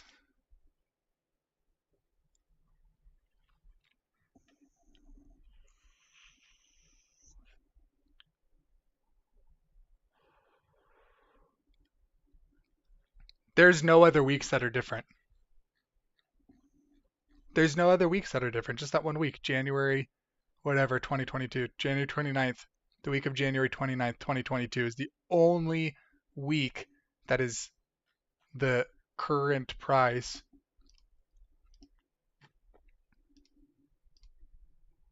Now let's go to the daily, like you said.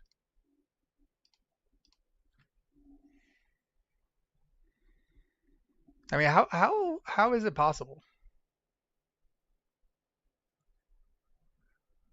Every day. But then if you look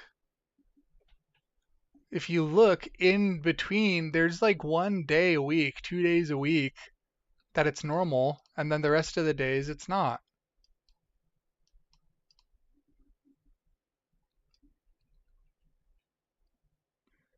Let's go back to what you said, January or June. Here we are. So let's start at the beginning of June. Okay, and we'll just go through it. Oh yeah, that's the shift. Huh? Dude, but so you're right, that is the shift. But how are the weeklies closings that I just showed you showing the 44 cents and the 43 cents, but on a daily level, not a single one of them is that? Going all the way back to January 1st, 2022, none of them are that rate, but the weekly is. So then I bet that date that you showed me is the shift, right? So we're into June, blah, blah, blah, June, June, June. Are you talking about, it's not here, is it the 6/29/22? So it's actually 6/28 that it started. Look, June 28th, 2022, the shift. And then it stays that until July 16th. It goes back to normal. Then it goes back to the other rate. July 30th goes back to the 4 zeros. Next day, back. This is crazy.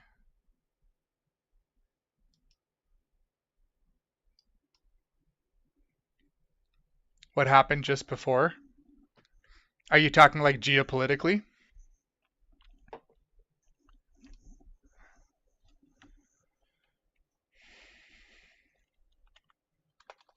Big news event 6/29/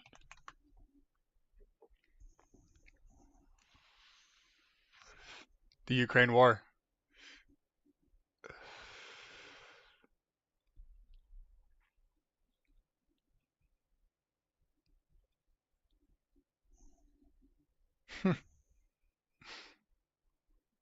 Hmm.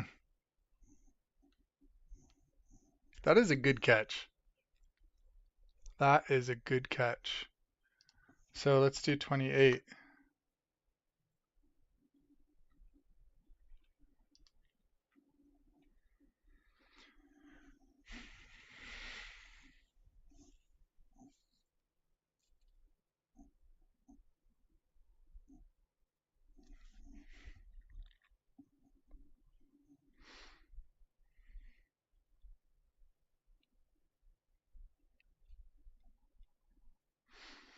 Wait a second.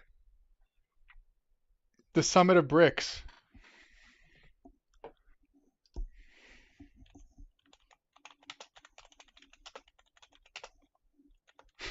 If you're right about this.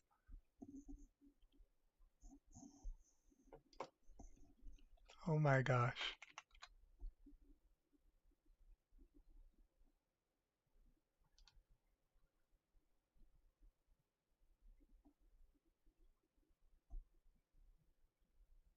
'14 Brick Summit. June 23rd. Okay. So 5 days before they had the Brick Summit. But Vietnam, I don't see them there. Let's see. It's in Beijing though. That is nuts. Brazil, India. So just the regular people that are already in it, right? Egypt, Ethiopia, Iran. So, and that's another thing too, right? United Arab Emirates, Ripple partner. Egypt, Ripple partner. South Africa, Ripple partner. Ethiopia, Ripple partner. China is a Ripple partner, but not like I haven't seen too much crazy stuff about it, but I know for a fact that early, I think it was 2015 or like 2016, 2017, the basically their whole banking, like all their banking bigwigs came over and had a meeting at Ripple headquarters in San Francisco. So take that for what it's worth. India, Ripple partner. I don't know if Russia has anything to do with Ripple or not. Let's look at Russia, Ripple news.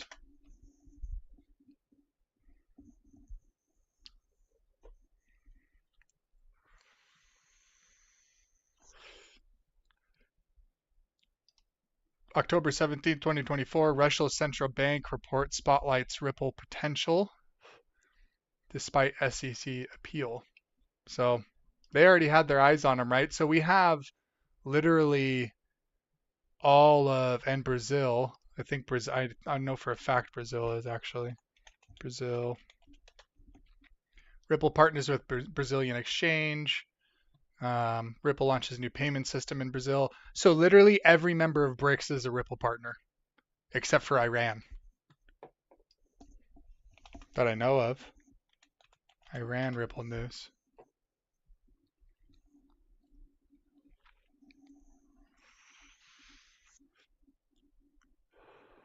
Yeah, no partnerships there in Iran, but once again, if we look at everything around them, Saudi Arabia Ripple, United Arab Emirates Ripple, Oman Ripple, Yemen. I bet Yemen's probably a Ripple partner too. Yemen Ripple news.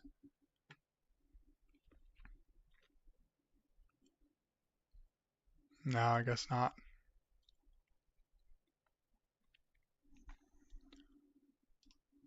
Where was I? You have Kuwait, right? India Ripple partner. If we look, so really, because of the actual embargo. Oh.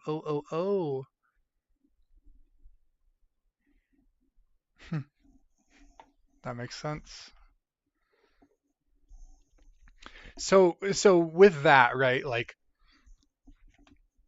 what we saw, what happened with it, okay, and it lost the four zeros, and it was a 990,000% increase, right? And you had this.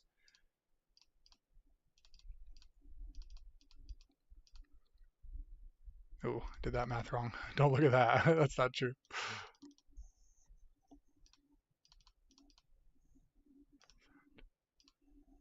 Okay, for $100, if what's going to happen with that, right? They drop the zeros. Once it hits 4x, and this is the key that people kind of have the hard part understanding.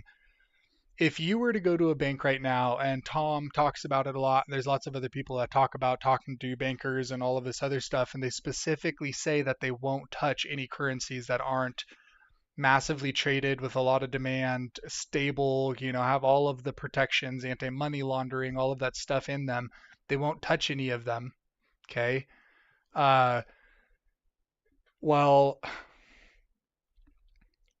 when it's on Forex and there is demand for it, they will touch it. they will be able to swap it for us. Okay. They honor if you're going to, we're going to go on a vacation, we're going on a cruise, we're going down to Cabo, we're going to get some pesos because we need money to spend on there, right? So we go to the bank. The going rate for pesos, I'm going to make this up because I have absolutely no clue, um, is 1,000 pesos to $1. And uh, so we exchange our money. That's the going rate, right? We come back from Mexico. The going rate for that money is now $2, $2 peso, $2 USD peso to one USD, right? They changed. They have to honor it because that is the going rate. So once it gets listed, that's the key. Once it gets listed, and we're seeing when it is listed, this price minus zeros, okay? We go in and we say, hey, I got this currency. Uh, I was going on a trip. Um, my plans changed. Or, I'm a treasure hunter. I'm a collector. That's the going rate. That's what they have to give us. That's the key. So even though the zeros may not matter there in the country, because to them they're just swapping a 100,000 bill for a 100 bill, okay? To them it's the same spending wise, except they're totally new bills. They're backed by gold. They're linked together. It will affect their entire economy as a whole just by reducing their inflation and doing this whole new thing, stabilizing their dollar with gold and silver and their exports and everything, okay? So it will affect them in a lot of different ways, but not like this. This only applies to people who are treasure hunters outside of where this is taking place.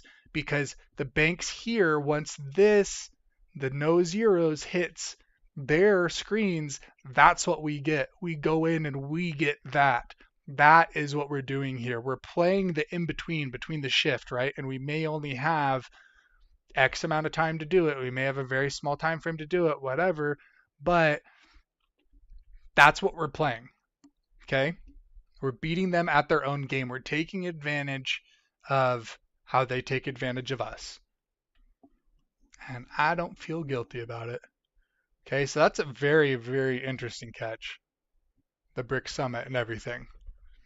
And all the Brick Summit members are freaking Ripple partners. I mean, except for Iran. But I think they will be too, honestly. I think a lot of change is coming over there. I don't think they have a choice. So now let's go to the actual like chart and go to the daily. It's just weird, these dips, these dips are so strange to me. Let's go to the technical data. Daily candles. Dude. No.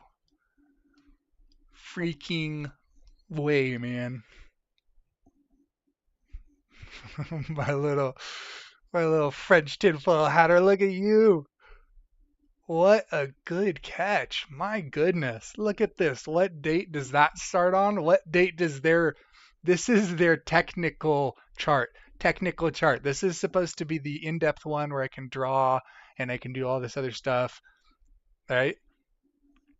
This is supposed to be like how TradingView is here. Good catch. Wow. I am so happy I did this, man. I have been beaming all day, mostly because all of my conspiracies have ended up being right. So I've just been gloating to everyone. I'm just kidding. I've been really really happy because everything that I've been telling my friends to do has been paying off. All the investing, all of the stuff that I've been guiding them through and trying to help them grow and just really, like get a leg up. All of the hard times that we've been through, just years of the bear market where I'm just like, buy more, DCA. I know it sucks. Use your beer money, whatever you have to do, buy more. And now they're all in the profit, heavy, which is great. And that makes me happy. It makes me happy sharing the love and the wealth and the knowledge and this research and stuff like this. I mean, collaborating with you guys on this, talking to you guys about this, answering your questions. I love it. I absolutely love it. And then finding tidbits like this. Their technical chart starts off at 43 cents on June 29th, 2022, right after. Wow. Yes, DM me on X. Do you follow me on X?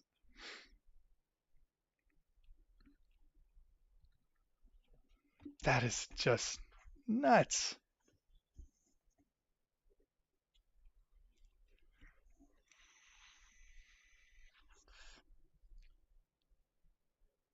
Wow.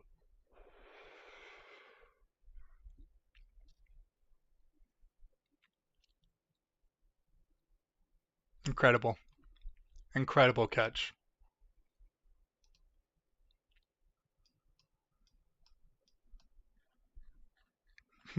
Where's their monthly data?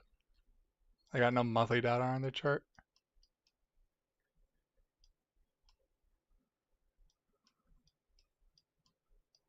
They've got literally no monthly data on their chart.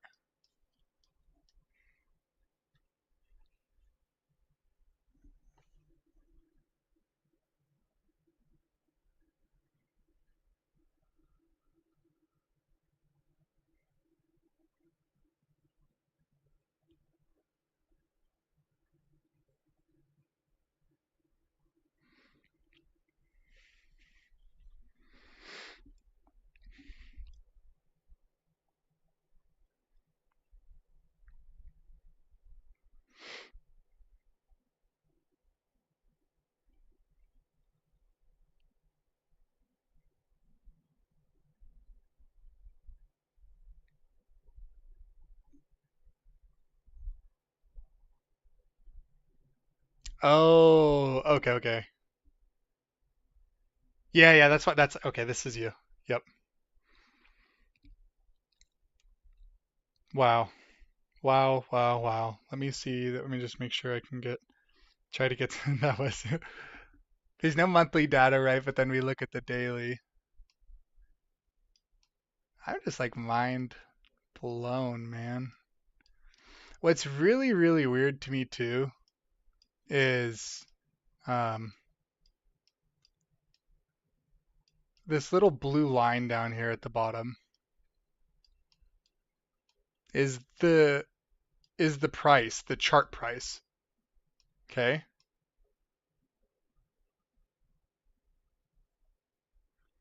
This is like the chart price that's showing, and then this is the actual technical chart that they're showing.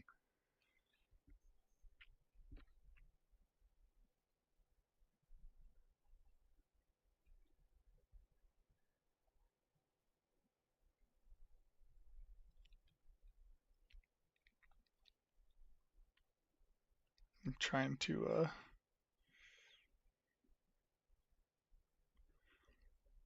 to get a couple more people in here really quick.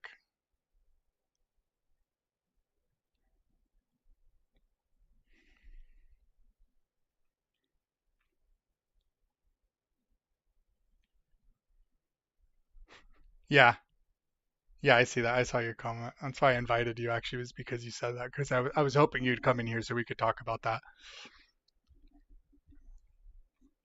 That's incredible. Okay, so let's go look at some of these other ones, right? Let's make this bigger here. We'll keep this tab open. Once again, we look at, historical data. Everything's there. So now let's go look at let's go to the IRR. Okay. Once again, it's only on the daily. It's so silly. It doesn't even make any sense.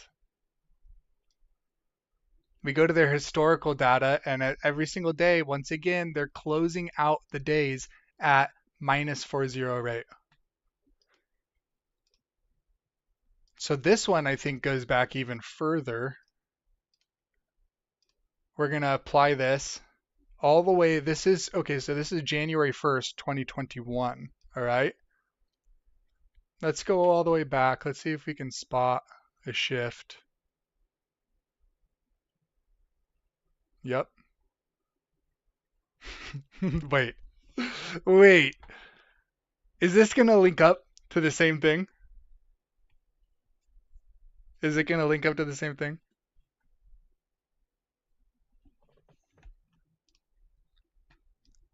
I'm gonna go grab a beer really quick. I will literally be right back. I'm gonna leave you guys hanging on a little suspension before we dig into that because I'm so excited right now. I will be right back. Hold on.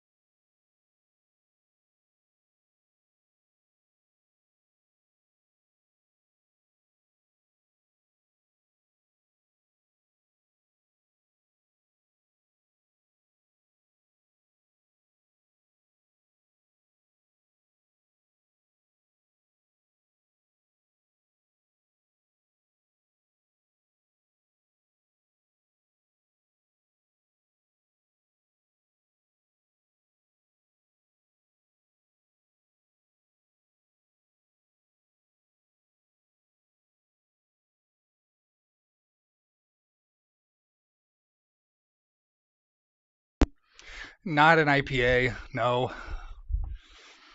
I stopped messing with those, dude. I get sassy. I get kind of mean. I don't drink. I'm drinking a Modelo right now. I really don't drink a whole lot. I'll have a beer here and there, but I really stopped drinking a bunch. Um, I'll have like maybe a beer every 2 or 3 days. I kind of go through phases. I'll like buy a 12 pack and drink it throughout the week, and then like won't drink for like a month, and so it just kind of goes back and forth. But I stay away from the IPAs because I get a little feisty. I have a couple of those, and since I don't drink, like one's like 8%, buzzes me up a little too much, and not good. Not good.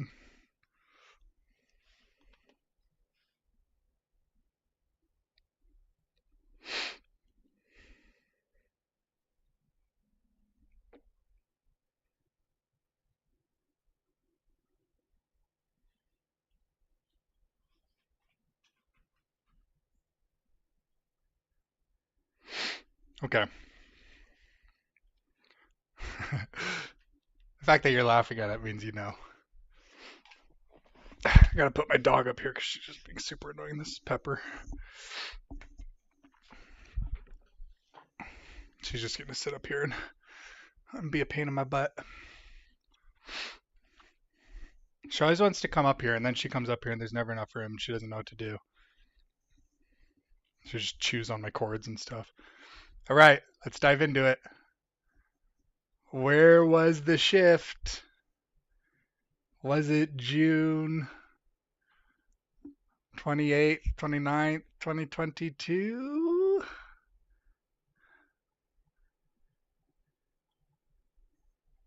It was not. Okay. So this one did not happen at the BRICS Summit, but Vietnam did. Okay, so we're all the way through 2022 almost now. There it is. December 13th, 2022. The first day that it popped up. December 13th, 2022 is the first day that it popped up at $2.38, missing the 4 zeros. Okay? But watch this. Iran signs law 4 zeros. That's all I'm going to type. Iran approves plan to cut 4 zeros from falling currency. This was from May 4th, 2020. Iran's parliament has passed a bill allowing the government to slash 4 zeros from the rial. Reported on Monday. Okay? So this was May 4th, 2020. 2 years later, we see it happening. 2019, 2019. They sent the bill over in 2019. So it took Iran 2 years to implement that. It took Iran 2 years to implement that, and um, Iraq has been talking about it since 2010, so 14. And once again, you can Google all of this. There's no law, okay? There's no law that they've passed for it. So, 3 zeros, oops. There's no law. They've just been saying that they've been putting it off or whatever. So let's go back to here, okay? Let's look up. It seems you have a bigger tinfoil hat than I do. So, do you have anything up your sleeve for what happened on December 13th?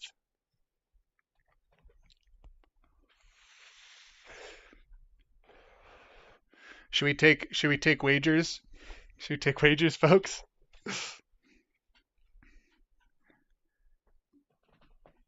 Is it gonna be a war type of thing? Is it some sort of casualty event?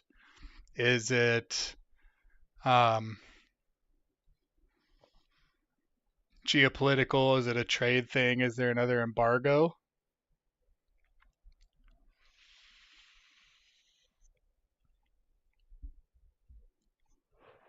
Let's look. Iran news, December, was it 22nd? 13th, 22. Okay. 2022.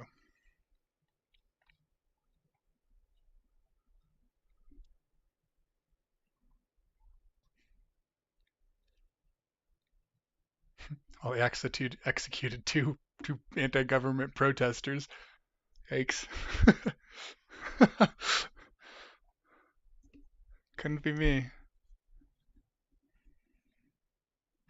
Iran crisis update.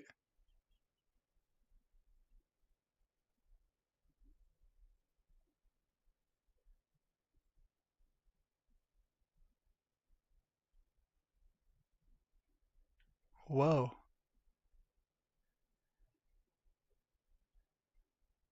December 14th.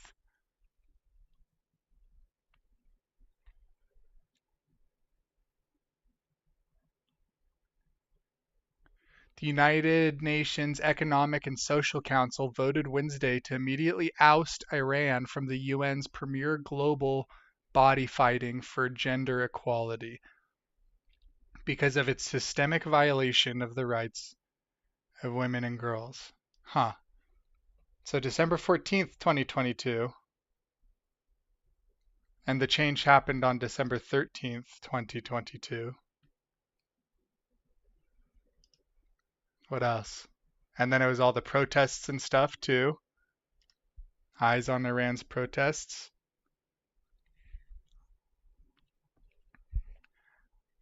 At least 473 people have been killed and over 18,200 arrested.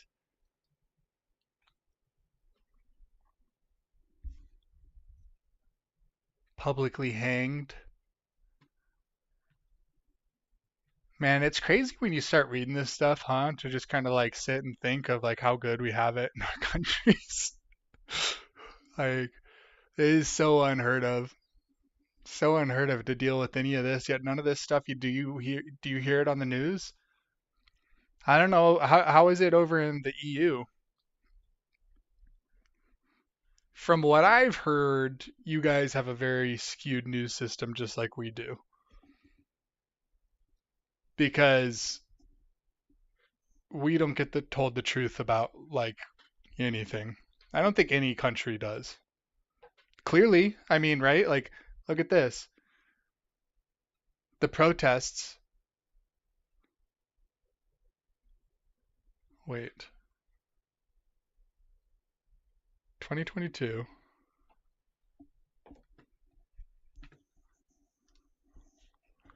Biden uh, Executive orders, December 2022.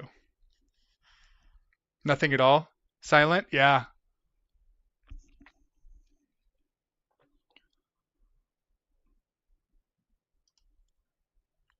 Let's go through all of this nonsense here, just garbage. December 13th, signed December 13th, 2022.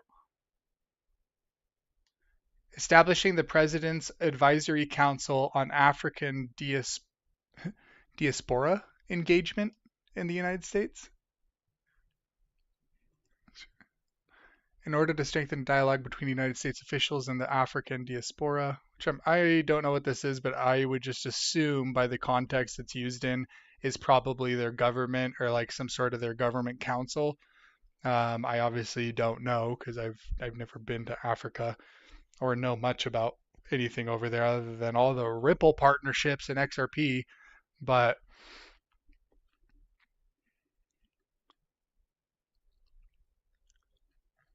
okay, so there was an executive order then. Adjustments of certain rates of pay. Who does that apply to? General schedule, the foreign service schedule, statutory pay system, senior executive service.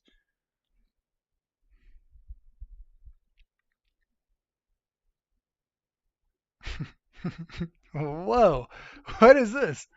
When did we pass extra pay or salaries for the vice president under Biden?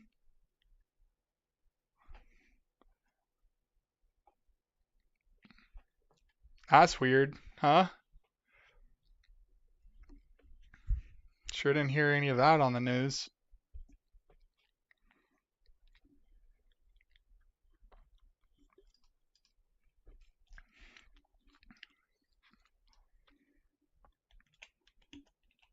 What?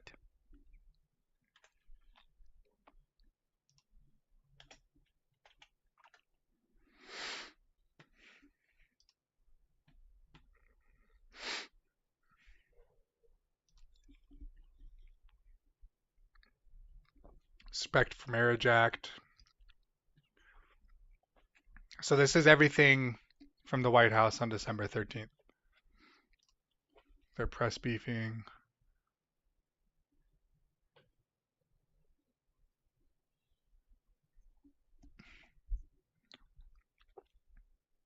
Go back, check the 5th on the EO.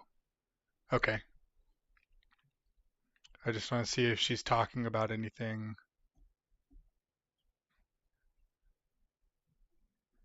She's talking about the marriage stuff. Let's see if she mentions anything about Iraq.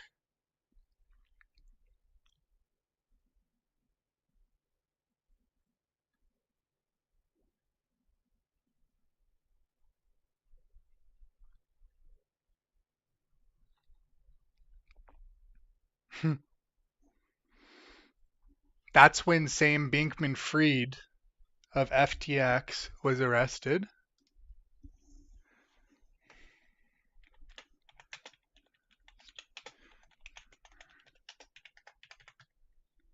The EO before. Oh, okay. Yeah, I'll go look.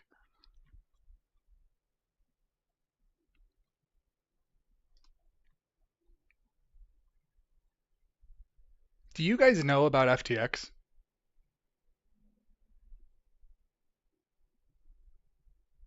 Like, do you really know about FTX?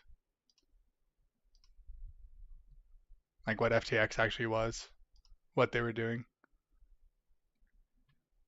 That's the day he was arrested.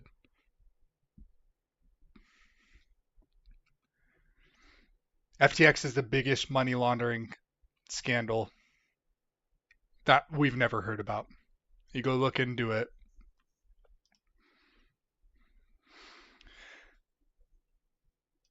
Watch, I'll show you. Sam Bankman-Fried political donations. I'm not going to go to Time Magazine. I don't really trust Reuters either. I don't trust any of these. See all of these? Garbage.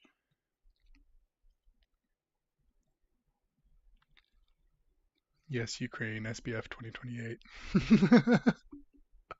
I hope you're being sarcastic. Get the F out of my stream. Bro, have you guys seen the meme of that little fat kid who, I shouldn't say that. It should, well, he'll grow into himself, okay? Everyone's a little chunky when they're a kid. Do you see that where they put that he was nominated to run the Bitcoin Strategic Reserve for the United States? Is that little kid who just rugged everyone for 30K on Kick? And then they pumped Quant to like his coins that he rugged everyone for 30K. They pumped it to $1 million. But I saw a meme where it's like the new nominee for the United States Bitcoin Reserve. That's Sam, dude. That is 100%. That's what he would do. So Bankman-Fried used $100 million in stolen FTX funds for political donations. U.S. says. Okay. Watch. Let's see how honest they are here. Let's see if it says any names of who he donated to. If you don't stop licking my arm, dude.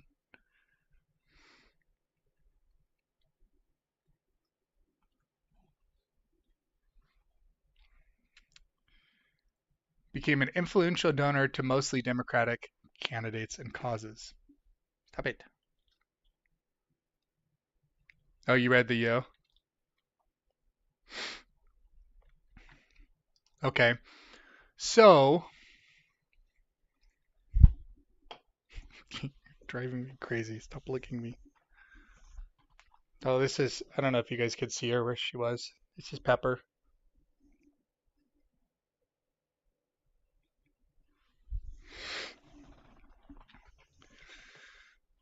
Okay. He donated, yeah, donated over $40 million, and he actually donated a lot more than that. But so basically, exactly like you said, being sent over to uh, blue and yellow country, funneled through that back to American politicians, right?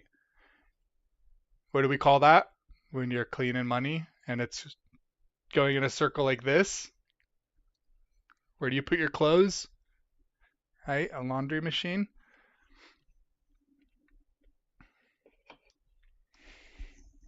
FTX, Iran.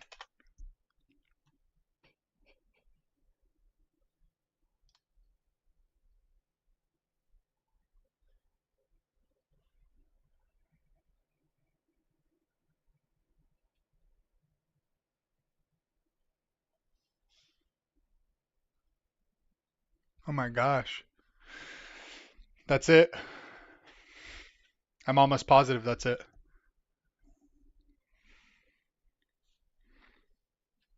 Oh my gosh. Iraqi Kurdistan. Iraqi Kurdistan. Until the spectacular collapse last week of the digital asset exchange FTX, what was making headlines was Iran's use of cryptocurrencies to overcome the disadvantages of being cut off from the global financial system. Earlier this month, Reuters news agency reported the leading crypto exchange Binance has processed $7.8 billion worth of Iranian crypto transactions since 2018, despite extensive U.S. financial sanctions against Tehran.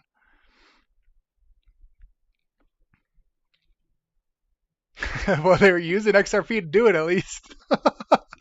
That's so bad. Oh my goodness.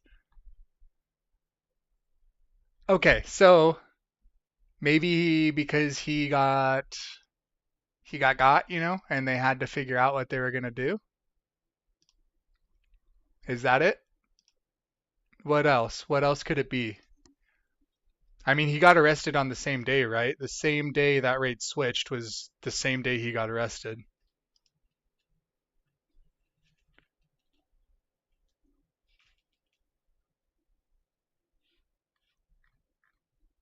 Uh, news 12 slash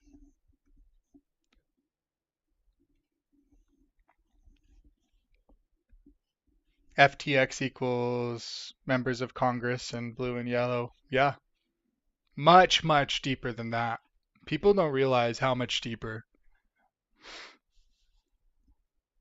They really don't. All of that money we were sending, okay? All of that money we were sending, what was happening was it was coming back through FTX and into their pockets, into all of those pockets. That's exactly what was happening. Like you can like, go look. If you, I mean, if you, and I don't know if you know this over in the EU or if you guys have ever. I don't know how it's presented over there, our politics or anything that's going on here. Um, it's the corruption, the corruption that is in so many of these governments, especially the EU and here, and Britain and UK and a lot of these first world countries that we wouldn't think. The corruption is so bad. No one realizes it. So there we are nothing at all is in the news, really. Sounds like you guys are worse than our Project Mockingbird. So I don't know what your views are on I'm gonna try to not say any names because like I said, I don't want to get like flagged or anything like that. But if we were just to type up, like if you go look at past presidents' net worth, right?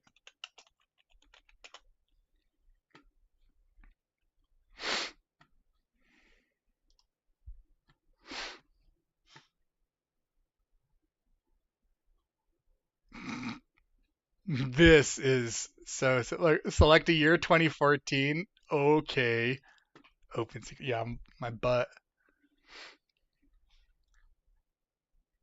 It doesn't even say. Look, it says right here. This is what's funny, okay? This is how you can know. That's another branch of mocking. Yeah, it is. Project Mockingbird.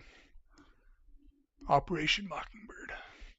So look, it says President BO net worth increased from 1.3 million to 70 million dollars after he left office.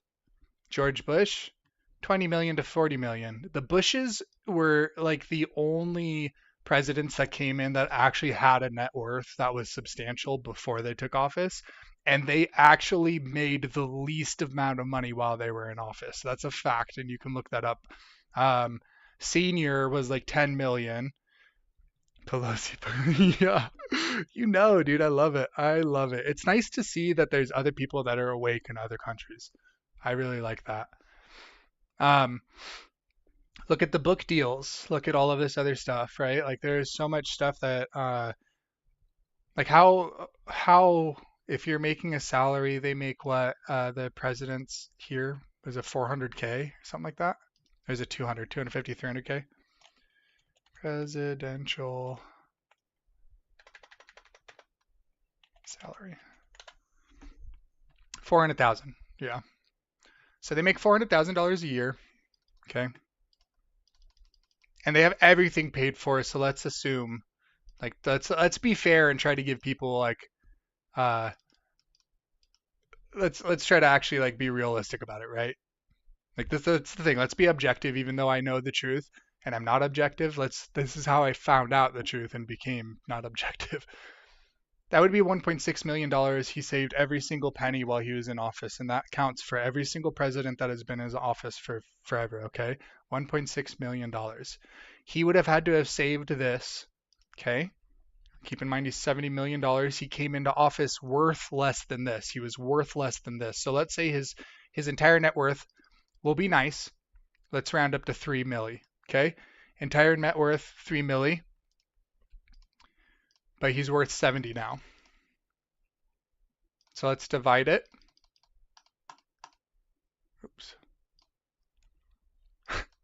He 23x'd every single dollar that he was worth in 4 years. That's a 230 or 2,300% increase. Okay, on his in 4 years. 2,300%. There you go. There's the math for you. Okay? What are the odds? Genuinely, guys, tell me what are the odds? And you already said P. Losi.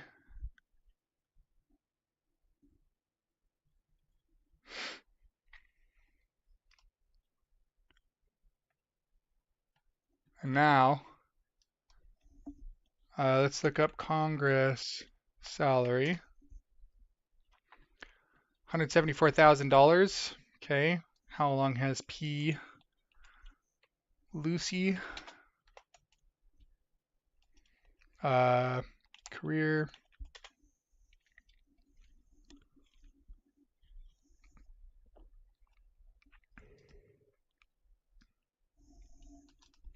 Let's do length.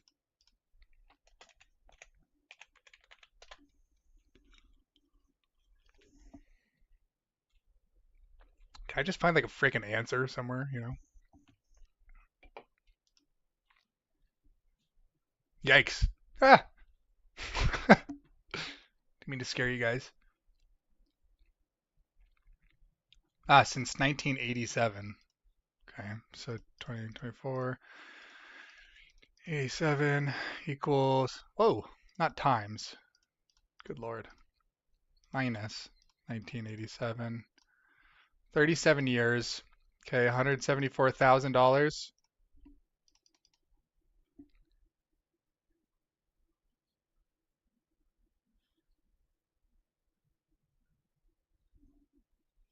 Just for sharing what's happening here today, our government augmented their salary by $700 and they voted a law yesterday to make people work for free one day. That sure sounds like uh, getting real close to. Have you guys ever read George Orwell's book? She is the greatest, dude. No, yeah. Her jersey already is retired. Her jersey was retired years ago.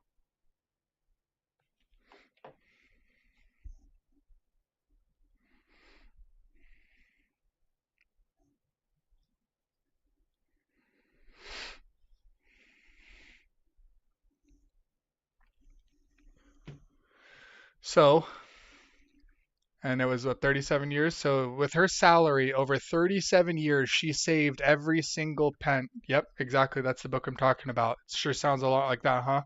That's how we were getting over here too. Other until our regime change we just had. Thank Jesus. So if she saved every single penny that she's made as a sitting Congress thief, she would have 6.4, almost 6.5 million dollars. Okay, if she saved every single penny. And a lot of this gets convoluted too because um, her her husband was already worth a good amount. So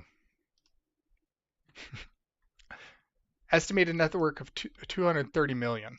Okay, $230 million. So 230 divided by 6.5 will just make it easy. Equals. So she 35x'd her net worth.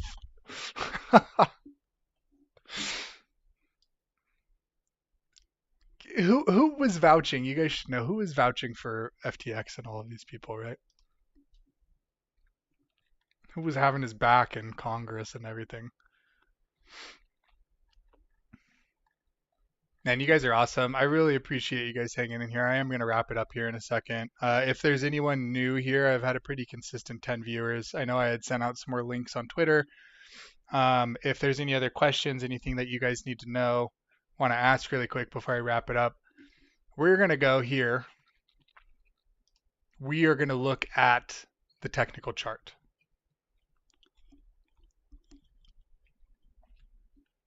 This is just insane.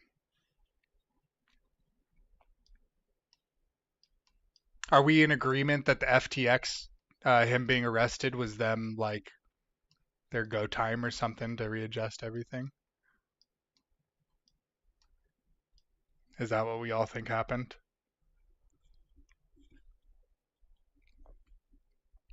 And when did it start? Yeah, it lines up perfectly, right?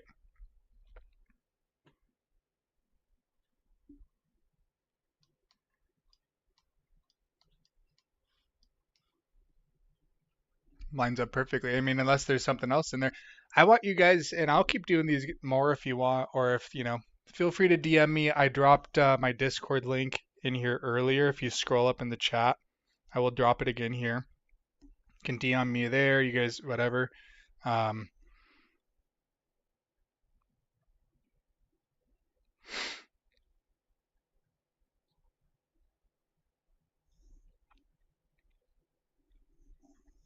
Ask any questions, whatever. The Discord link is in there again. It's easy to message me on there. I get my notifications to my phone. I'm really, really interested to see like what happened on. Oh, did we even look at the IDR?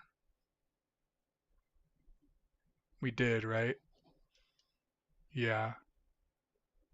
But did we look into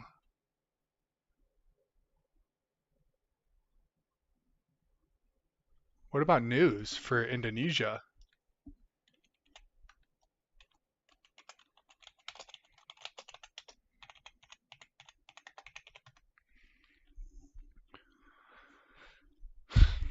November 5th, the Indonesian government aims to evacuate at least 16,000 residents. Volcanic eruption, landslide.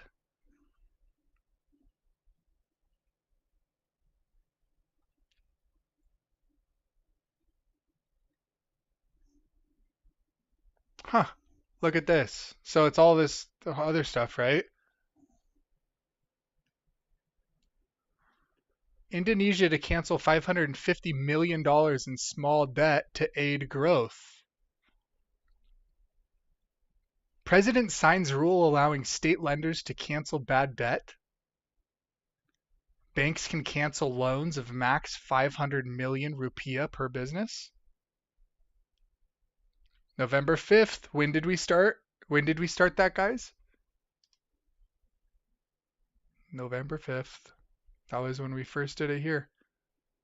So they canceled bad credit and bad loans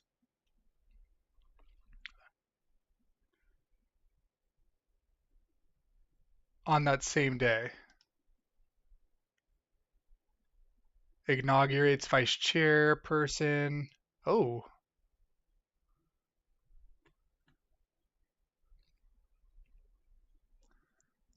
inaugurated and took the oath of vice chairperson and members of National Economic Council.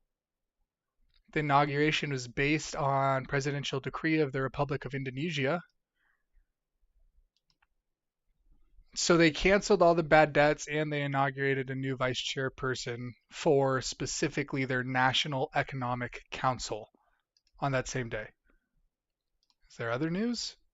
And they had the volcanic eruption killing people and evacuated 16,000 people. Weird. It's weird how all of these are lining up with some sort of event in the Middle East. Or not the Middle East, in their country. Wait, and then that makes me think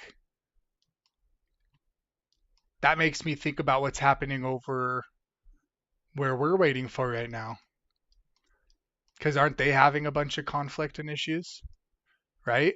Didn't they just they're doing their census and they're doing all of this other stuff and then they're supposedly like cleaning out the militias and having all of that, right? Isn't that the same type of setup that we end up seeing for all of these other ones when this happens?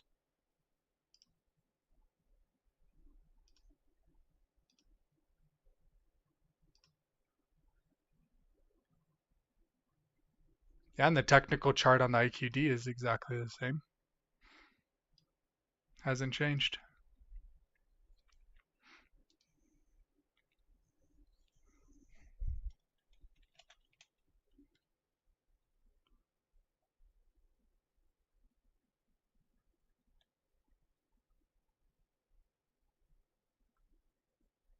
I think the Bolivar was supposed to be another one, but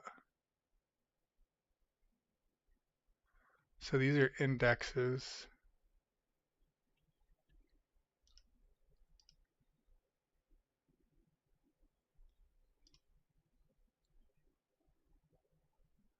Yeah, nothing exciting there.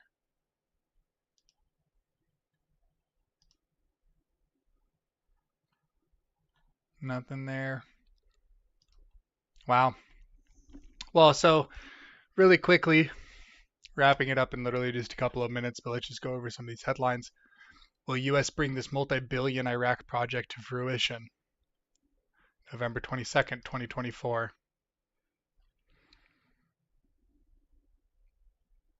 Mm, stock market report.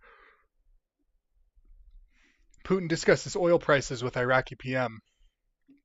New Iraq oil exploration venture. U.S. business delegation visits Kurdistan region. This is all from yesterday and today. But what was I saying? I've said to you guys, they're going to get these oil credits, right? They're getting credits back because basically the U.S. is going to get, from what I've read and from what I understand, um, they'll get the $20 a barrel or whatever. They're going to sell it for 75, whatever we do. The banks are going to be happy with that. They get kicked back from the government basically. But that's the biggest. So what did we notice in all these countries, right? The United Nations is heavy in them, the ones that are sanctioned and the ones that have issues and the ones that they go in to rectify and fix all their problems. The United Nations is heavy. Okay. I put this in my other video. Go read this stuff here. This, like, you click on this thing and I have read through all of this. I don't know if it'll even open up. Oh. It opens up on my phone. Really easy. You can see the whole document. But a lot of movement, a lot of stuff happening, guys. Bitcoin's still really trying to do something. Volume did increase on the smaller charts slightly, but not a whole lot. Um, it does, the fact that we've hung out up here for this long, we are going to break 100K for sure. I mean, 100K is right here, not that far. Anyways, I appreciate all of you guys. Thank you for stopping by. If you guys want me to do another quick stream tomorrow, it can be faster than this. If you want me to just make a video, I'm definitely going to make a video about what you showed me on that other stuff, and I will give you a shout out for that. Um, that was really incredible. Yeah, I'm tired. Really mind opening and eye opening to see all of that, right? Like the BRIC summit, all of the BRICS people are Ripple partners. Just so happens that we're seeing that happen with Vietnam and the Dong, like right when that happens. We're seeing this chart. We've never seen this before. It's the first time I've ever seen it. Show this. No one else has shown you guys this. No one else has discovered this. This is crazy. Man, thank you guys so much. I really appreciate you. I hope you guys have a great rest of your night. Have a great rest of your day over there in France. Um, like I said, feel free to message me anytime on Discord. Ask me any questions. I really do try to get back to everyone that I can. Just to touch base really quick, since most people won't watch this live stream all the way to the end, I am going to be launching my own cryptocurrency. I am scheduling the release date for like December 12th, 12/12/24. I thought it was a good synchronicity for 24/24. I will. The whole premise of it is for all of us just to make money together. Um, I'm going to be completely transparent and honest about everything up front. It's not a get rich quick. It's not. I'm not holding on to this or doing this for us to make money this bull run. I'm setting my sights on the next bull run. But the way I have everything set up is you will get tangible cryptocurrency besides my coin. You will be earning multiple revenue streams, so you won't have to worry about making it rich off of my coin. But by holding my coin, you will earn other coins that will make you rich. So I'm really excited about that. I've got a really cool thing worked out, and I'm going to be sharing it here first on my YouTube and my Discord, giving you guys like kind of a first opportunity um, doing a stealth launch. The only people who will know is the people who follow my YouTube and my Discord. And then I'm going to kick off a little bit after my marketing. So it's literally just being made for the people I love around me, my friends, myself, and for all of my followers who are on my YouTube channel and my Discord. It's literally made so that you guys will have an actual asset that you could do whatever you want with, either buy more of my coin or if you need money, that's what it is for. I have it in such a way that it may not amount to a lot this cycle because it is going to be new. It's going to take a while of compounding and kind of getting everything going, but pretty much I'm sharing all of the revenue that I'm making. I don't want it. I am, me and my team will have a little bit of it, but all of that, once again, is transparent. Wallet addresses doxed. You guys are going to see everything. And the biggest thing is going to be for just giving back. And it is built on Flare. It is taking advantage of Flare's rewards and their system and their ecosystem, earning 3% to 5% a month in rewards. And so giving you guys back Flare every month that you can cash out, maybe even weekly. I don't know how it's going to pan out as far as the transactional volume and stuff that I do, but pretty much you will be earning just free Flare constantly. And as you earn your free Flare, if you keep your Flare in your wallet that you have in Bifrost, separate from my coin completely, but you start delegating that, you will compound. You'll start earning more money. It is set up, and I'm doing it because there is not a single genuine meme coin out there that is sharing the majority of the profits with you guys. And that is what I'm going to do. I'm not here to make a ton of money this cycle. I'm holding on to this thing for 4 or 5 years in the future. Flare one day will be $10, $15, $20. I have no doubt. It is already 73 out of all of the cryptocurrencies, and they haven't even launched their best assets. I am as 100% confident in Flare as I am in XRP. I feel the exact same way about it. If I had $1 million today, I would put it into Flare 100%. I would, without a question. Um, so I'm doing this to raise awareness. Flare's so new. It's a great time to get a meme coin out onto it, right? And just let it grow, be established, be trusted, have a face to it, correct? Be doxed. I'm not hiding. I'm not going anywhere. I'm doing this really to try to give back and to help. And, we talked about humanity and the gold-backed currencies and what the world would be like. Well, this is the Great Awakening, right? It is a spiritual change. It is from going from darkness to light. So let's enact that change. Let's bring love and peace and prosperity to those around us. Tell your family you love them. Tell your mom you love her. Um, like I said in my other video, you don't know how long you have with people, and you treasure those around you that you love. Give your heart and soul to people that you care about, that give it back. Don't waste your energy on people who take advantage of you and who are energy vampires. We do without those. We brush them off, right? We move on to the next one. This is positivity here. This is good vibes. God is good. Life is good. We can't complain, right? We grind every day. We save our money. We invest. We keep collecting treasures. We keep moving forward. We got this. We build a community so strong that we bring each other up when another person is down. We send prayers each other's way when something bad has happened. We find people that we can lean on, that we can love, that we can respect, that we can grow with. And most of all, we find like-minded people that we can go around and spread truth and tinfoil hat theories to everyone to open their eyes, right? I love you guys. Thank you very much. I appreciate it. Have a great rest of your night and day, and I'll catch you guys on the next one, all right?